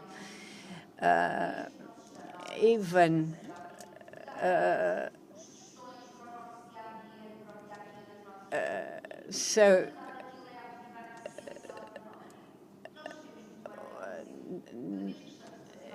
whenever we're doing something and 30 pairs of eyes or only one pair of eyes is fixed on us, everything we're doing here is evidently an example for all of us. When DJ Arts claims that they have done or are doing very good things, they are forgetting artists and events and important cultural acts which we do consider quite important, and we finance ourselves. We finance these performances ourselves. Suddenly, there was general applause for when someone in this room, when someone said things that we like to hear. There is an empty space here.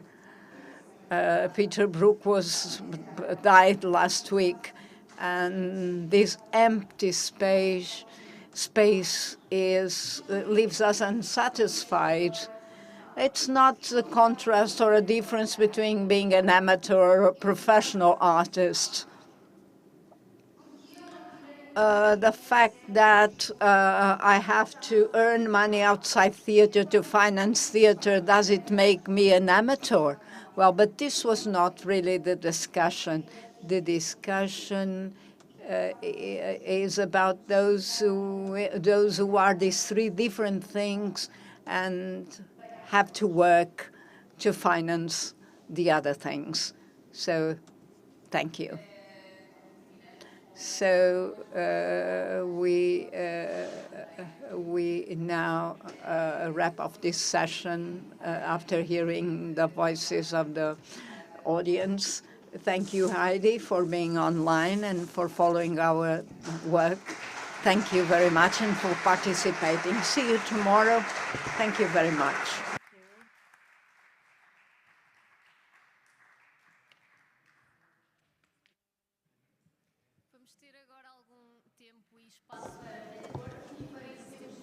We'll have some time and space for networking. We'll have a sunset party, and then you have a horse and cart to have a ride around Montemor. Thank you.